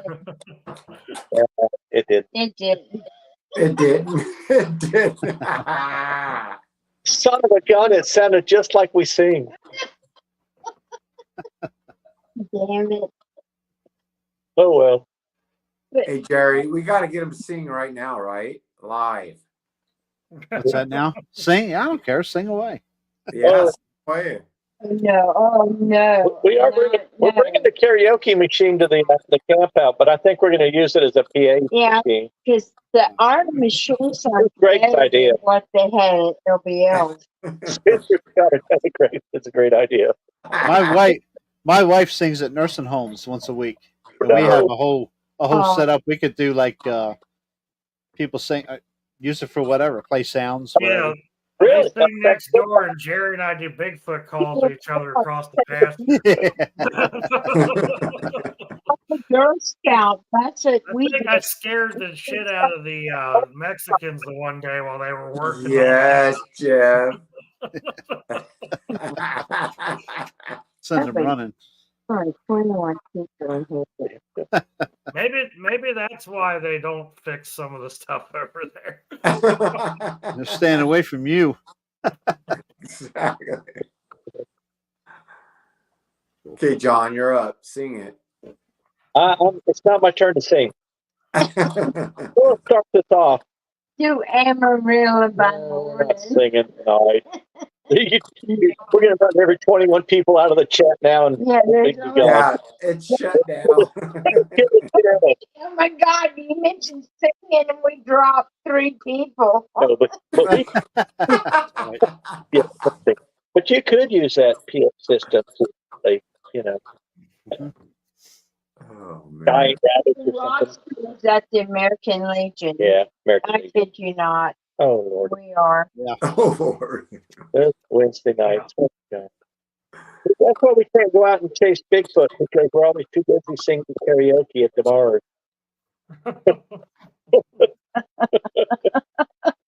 Hey, when I guys come are to living the dream. Mississippi, we'll go to karaoke together. Absolutely, Jeff. Absolutely. Y'all come on down. Come on And down, Bill. Jerry can get video evidence of me singing karaoke. Dude, that would be awesome, See how Jeff. terrible it is. All you gotta do is walk next to her when she's singing at the nursing home. Aw. They don't Put want up to there, see it's me. karaoke too. What's up? Period. You'll do That- whatever you Those want. old people won't want anybody to come back after I go there. Yes. Or they will.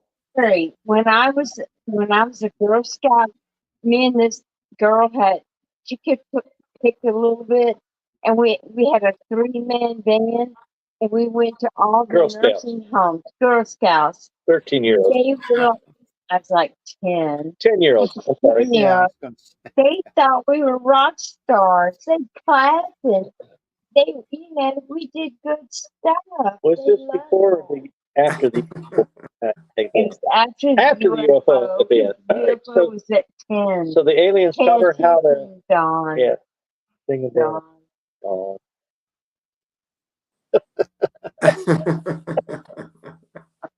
Wow. Here we go. You know how happy I am that I finally got a guest that didn't bail on me? Yeah. Good point. Yeah. Well, hopefully they'll come in. Yep. They're local people, and I feel they have good stories, and hopefully they'll come in. But we live far, far away, but we're not too far away. It's the southeast. Far away. We have relatives in somewhere up that way, don't we? At least you're not 3,000 miles away like some people. David's I have a on the next other side of the continent. Oregon. She has people in Pennsylvania too. Yeah. In Pennsylvania. And I swear everybody knows someone from Pennsylvania. I know Mary. Big That's state. it. Yeah. Mary. Hey, There's a lot of even stuff though going on up there. Yowie Dan over there in Australia knows Mary. Yeah, even Yowie Yeah. Dan does. Yep. Australia with a PA Bigfoot T-shirt. We need to get her on here from her recent Bigfoot outing she's been Yeah, having. we need Mary on. Check We into it do. and see how she's been doing. Yep. We Without- need Mary. I haven't watched the last 2 shows because I was recording with Miss B, and we had that one we had to redo because the first one the audio was all screwed up. So that was the same night she was doing hers, so I didn't get to. I got that message today. We're gonna do a pre-recorded thing. I think. I just got to Nice. find the freaking time to do it. And this is for Mary. You're talking about? For Vic- not so perfect. Not so perfect Bigfoot. Yeah. Gotcha. Yeah, she's awesome. I love Miss Yeah, Vicky. you're gonna like her, Jerry. Yeah. I love Miss absolutely. Vicky. She's Sure. awesome. I get along with anybody. She's awesome though.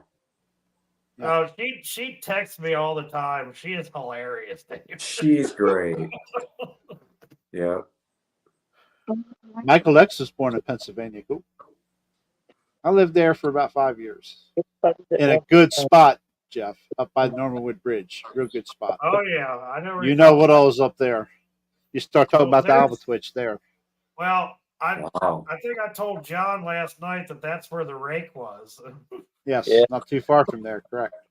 Someone here. Yeah. It's creepy, but I never in the 5 years I lived there. Not that I was paying any attention then, like I do now. But Well, now Jerry, I told you that some of my friends Sprint. over there that work Muddy Run, Yes. We're Well, here Muddy Rubber's right across the river from me. down in that what I call the Great Divide. Mm-hmm. Here. I know what you're talking about. If you look down in there, you can't look at that spot and not think, Right. That's right. yeah, that there's. Yeah. That's literally right across the river from me. That's what she's And talking about. we fish that a lot, John, and that's where I told you the rocks get Right. tossed into the river sometimes. So these pale crawlers and things like that, or the rakes and stuff. Do you feel like there's something about the area that they've been seen in, or is different from, like? Is it just have to be That's like what I'm wondering. you know? Does he know about Slender Man? 'Cause you only see them in certain areas. It seems like. Yeah. Let me ask They're you not this: like all over the place. the prominent place in that area is Peach Bottom Atomic Power Plant. Yeah, There's there's Nuclear power yeah. plant. Nuclear. Well, so there's Peach Bottom, and then you have Muddy Run, which is the hydroelectric, and then Right. you got another one, the Holtwood, right there. Right on the other side of the bridge from there. Yep. And if you go back, if you head towards Maryland, we got the hydroelectric at Conowingo. I mean, there's a bunch of generation plants right there. And if you go just north of Holtwood, you got the Safe Harbor Dam. Yep, Safe Harbor. Yep. So and then north of there's 3 Mile Island. So here on the West Coast, we hear about, like, and we watch videos and stuff on the rake, but I'm not shooting it down. I'm not a doubter. You guys, I hope you know that. But here we hear that it was started by teenagers, like the rake faking videos of the rake. What do you guys think of that? I really haven't looked into the subject a whole lot, so I don't know a whole lot about it personally. Now, there's also skinwalker reports from Lancaster County, too. That's another thing. That's stuff I don't want anything to do with. Same. No rakes, no pale crawlers, no Wendigos, no skinwalkers. I could try to tolerate a dog man from a very long distance. I tolerate a dog man as long as he's not trying to break into my house, and then we're gonna have some problems. But Yep. Nope. then I'm gonna have a 4570 with a thermal on it. Okay, Michael. Okay, that's cool. Cool, Michael. Okay, Philadelphia Naval Yard. Okay. His There's dad good was one of pizza Uncle in Sam Smith's Philadelphia. guided children in the United States Marine Corps. That's wild. Well, Yeah. Yep. I That's know. gonna go tonight. yes, Yeah. absolutely. Had a good time. It's been fun. It has been great. So I'm getting Nancy. I'm ready to try this therm out. I know, and I'm sitting over here staring at my parabolic dish. What do you got? Clear skies? I mean, what's weather like where you are? It's clear. It's Yeah, nice right now. we have rain on the way towards the weekend, but right now it's nice, clear, cool. It's usually very, very hot right now, but Like since that hurricane's come through here, man, it's been it 70s has at been night. nice. We're down in the 50s, and that's rare for Oh, this time yeah. of year here. I Be in the almost put 50s at night. pants on. Tell her It's blazing hot here. It's like I hope you 70 do put degrees. pants on, Jeff. It's like 70 degrees at night, or 70 degrees in the That's day. and why like they 60. really turned around last night. Started thinking deliverance, huh? So, John, question for you, man. Uh-oh. throw it out there. No question. Do you feel like people are targeted for the experiences they have, or do you feel like it's all total random? When you say targeted, who's doing the targeting? Exactly. Aliens. Sorry, David. Hi, Phyllis. He's yakking away here. So start over. So when you say targeted, who's doing the targeting? By others, not man. Okay. So, people that have the ability to or interact with them, like if you've had an encounter at one time, then you're probably more likely to experience another encounter. Say people like Kumbo that just had these interactions with them for so long, or for Greg that's had interactions for so long, they tend to, you're able to see that. But I do agree. And I know Spencer, he qualifies people that says, well, have you ever been struck by lightning? Have you had these kind of experiences? Um, it's all somehow tied in, with the ability, or if you've seen orbs in the woods, maybe you will. Yeah, yeah, Yeah. something like that. I don't know. I Is that- totally agree. Or am I just bouncing around? No, I think you're right. Honestly. I think once you experience it, it opens you up to it. And I think they know. Yes. Yep. It opens you up to a lot of stuff. Yep. That's what brings in that beyond flesh and blood thing with the Bigfoot And to me. then it Yeah. opens It's like you they up to know. some stuff you don't want to be Yes. opened up to. So can I answer Craig's question? Yeah, I right was getting there? ready to. Okay, you can see it. Okay, yeah. Yes.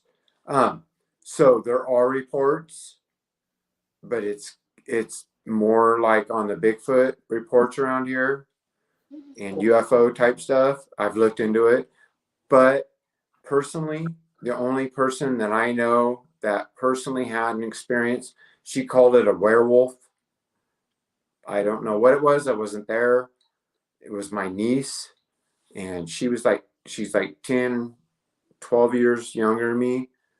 Had an experience she said was like a werewolf being that on its all four legs was as tall as your like lifted Jeep, and like as tall as like the roll bar on her Jeep on all fours.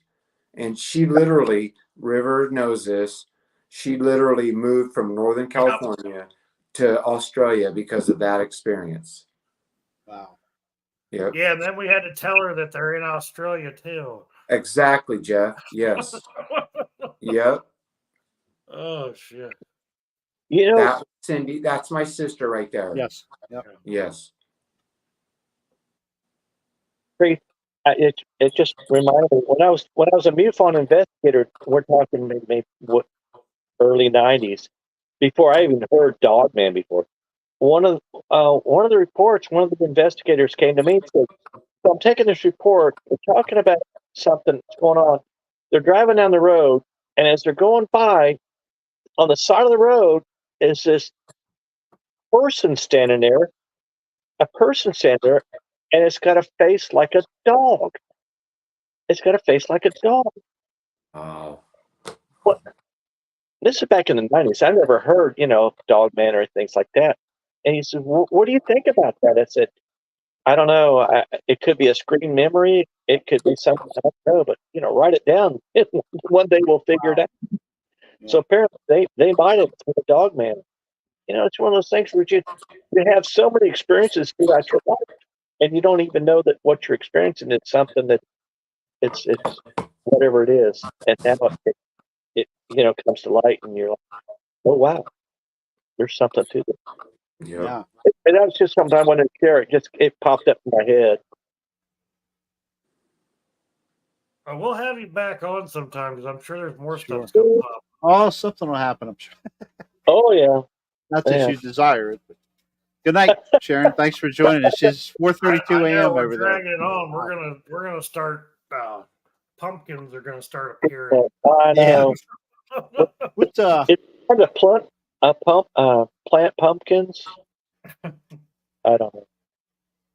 Michael X, what about the trickster theory that some entity that might be in another dimension or in ours is creating all the phenomenon, Bigfoot, UFOs, paranormal, etc., to mess with us humans? That's a great question. Yes, it is. Yeah. It's just crazy out there. I don't know. It's just you can't say no. You have to. Now, You have to open your arms and go. Let's study it. Let's figure it out. I used Just to in the say last I 10 used to years. know a lot about that stuff. Now I'm not sure. even in the last 5 years, my brain is like Yeah. open to everything. You know, it's amazing. Yeah, I think I've pretty much got my finger on what's going on with the UFO stuff. But 5 years ago, I had no idea Bigfoot was anything other than, Patterson film. And now, wow, there's so much that. And then you get involved in everything else paranormal with the orbs and the UFO. Man dog- cave. Man cave. Yeah, I remember growing up with Leonard Nimoy, man. Like that was every Yep. week glued to the Yep. TV. You know, Yeah. I still can't believe 60 years later that they're still trying to say that video was fake. Yeah. Yeah, I don't right. think. I grew up right there, man. I'm telling you. Yeah, you know what's there. I know it's there. Yeah, Rich he had Hoffman. Somebody's asking if you knew Rich Hoff. I'm sorry, Michael X asked if you knew Rich Hoffman. Who? Who? John Lamb. I have never heard that name before. What is he? Who is he? Or was he with? Rich Altman. John. So, since John was involved with MUFON, he wondered if he had ever met Who do? Rich Hoffman. I'm sorry. I don't know. That name doesn't sound familiar. That was Michael X asking. Yeah. Michael, he's coming to meet and greet. We think it's Yeah. him. If Michael Yeah. meet and great will. He's coming to meet and greet. Oh, you are. Jeff, I guess we just need to go, huh? I wish I could. I wish I could. I know. We'll be at the next one. Well, We I had- got a prior engagement with a black bear. But ask Michael X. Who's he with or what his deal is. He's a UFO junkie. I'm Okay. sure he's listening. He'll say something here in a minute. I don't know. So when I was setting up I the had John's phone. He can't see chat. yeah, Sorry. Phyllis is John is Phyllis tonight. I get confused when we were when we go to Okay. bed. oh my God, What? when we were setting up, this is how dumb I am. But this is the 90s. Okay, if you can think back before, there's internet, or there's barely an internet. You had email. You didn't have website. You had beepers. You barely had cell phones. And we were setting up this event. Okay, he was director of Alabama, Mississippi, Oklahoma. Okay, so at that point in time, this he probably was from Jackson. Michael, this guy's probably from Jackson. And when I moved here, I looked up people, and they had no MUFON chapters or as directors or in this area investigators in the staff at all. Everything was Jackson. But I'll tell you, my deal with MUFON back in 2000 or in the 90s is that they call you up and say, okay, hey, look, we've got an event, or we've got a story we need you to go and check on and do a report. Okay. So you go out there and you meet these people. Hey, I'm John, MUFON, show them the card, stuff like that. And we go and sit down, and everybody sits at ease, and you get a cup of coffee, and you start talking about the event. Then you do your investigation report. They fill out everything. You tell them what they saw, when they saw it, where it was at in the sky, and stuff like that. And then you wrap it up. Seal the envelope. And you send it to MUFON in Texas. That's all you ever heard. So, all right, you've had an event that happened in this part of town on this day, and you want to go back and go, well, what if anybody else saw it? Well, you can't, because everything you sent to MUFON was like a big black hole. It got sent in, it got sucked into this big, vault of information, and you couldn't get anything out.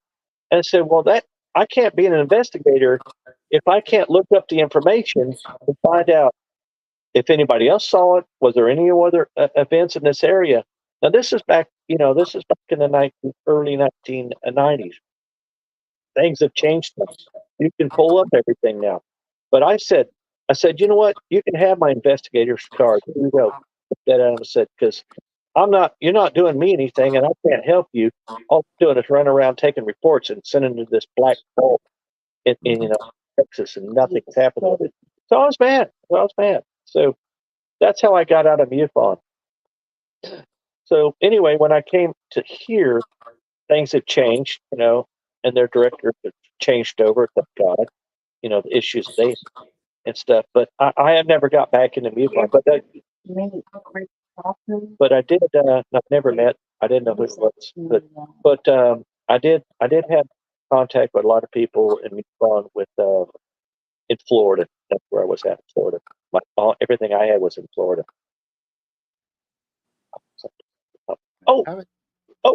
So I did, back in 1995, I did write up an article. I wrote up an article, sent it in MUFON Journal, and they published it. And it was about star teams and delta teams, where if a crash happened, could MUFON, could people get a team together and use the information, tracking this thing crashing, that we could get there before the government and be able to study what it was and find out what was going on before the government got there. It was a really good article. That was out of my brain, 1996. And you know what? Your brain.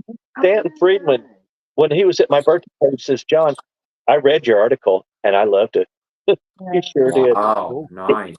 I read that article, and that was like Florida Heat. It's like, yeah. That was the only one I ever wrote for people. Maybe.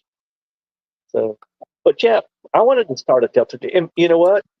They have now. I guess MUFON does have a star team that they go out and they try to get on top of these crashes, retrievals before the government can get to them. But now we have the technology. A private citizen can have the technology that we can keep an eye on the sky and track. How about that, boys? Yeah. Bed boys. Jeff, wake up. Jeff just Jeff. put. Is he Jeff. falling asleep? Jeff. Hey, Jeff. I'm a Wake man up. down. He's awake. Man, I'm here. okay. Sorry for you. There it is. Wow. My Crack a face tea in the house. Wow. Kept him up too Falling late. asleep. Yeah, I stayed up too late last night. died. Oh my God, leave him alone. We got more stories. We'll tell them. Oh yeah, we'll definitely have We'll another have a show. part two. Someone has 1,000 stories, and I have a few I ain't told Yep. nobody. Yeah, Phyllis has some. Phyllis is on fire tonight. Damn. This is awesome. If you're up late tonight and you have nothing better to do, text Phyllis. She will keep you. Oh Lord. She's like, oh my God. I'm gonna go to bed before she calls me tonight. My dad She's precious. She's absolutely precious.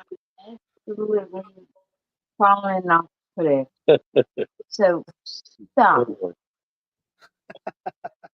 I gotta text Phyllis Just tonight just to see. Make sure you Yeah, text her. He said I'm, that. fire her up some more, right? I'm gonna text her right now. You'll get the message, Oh, boy. John. Oh my God, whatever. I got you out of that.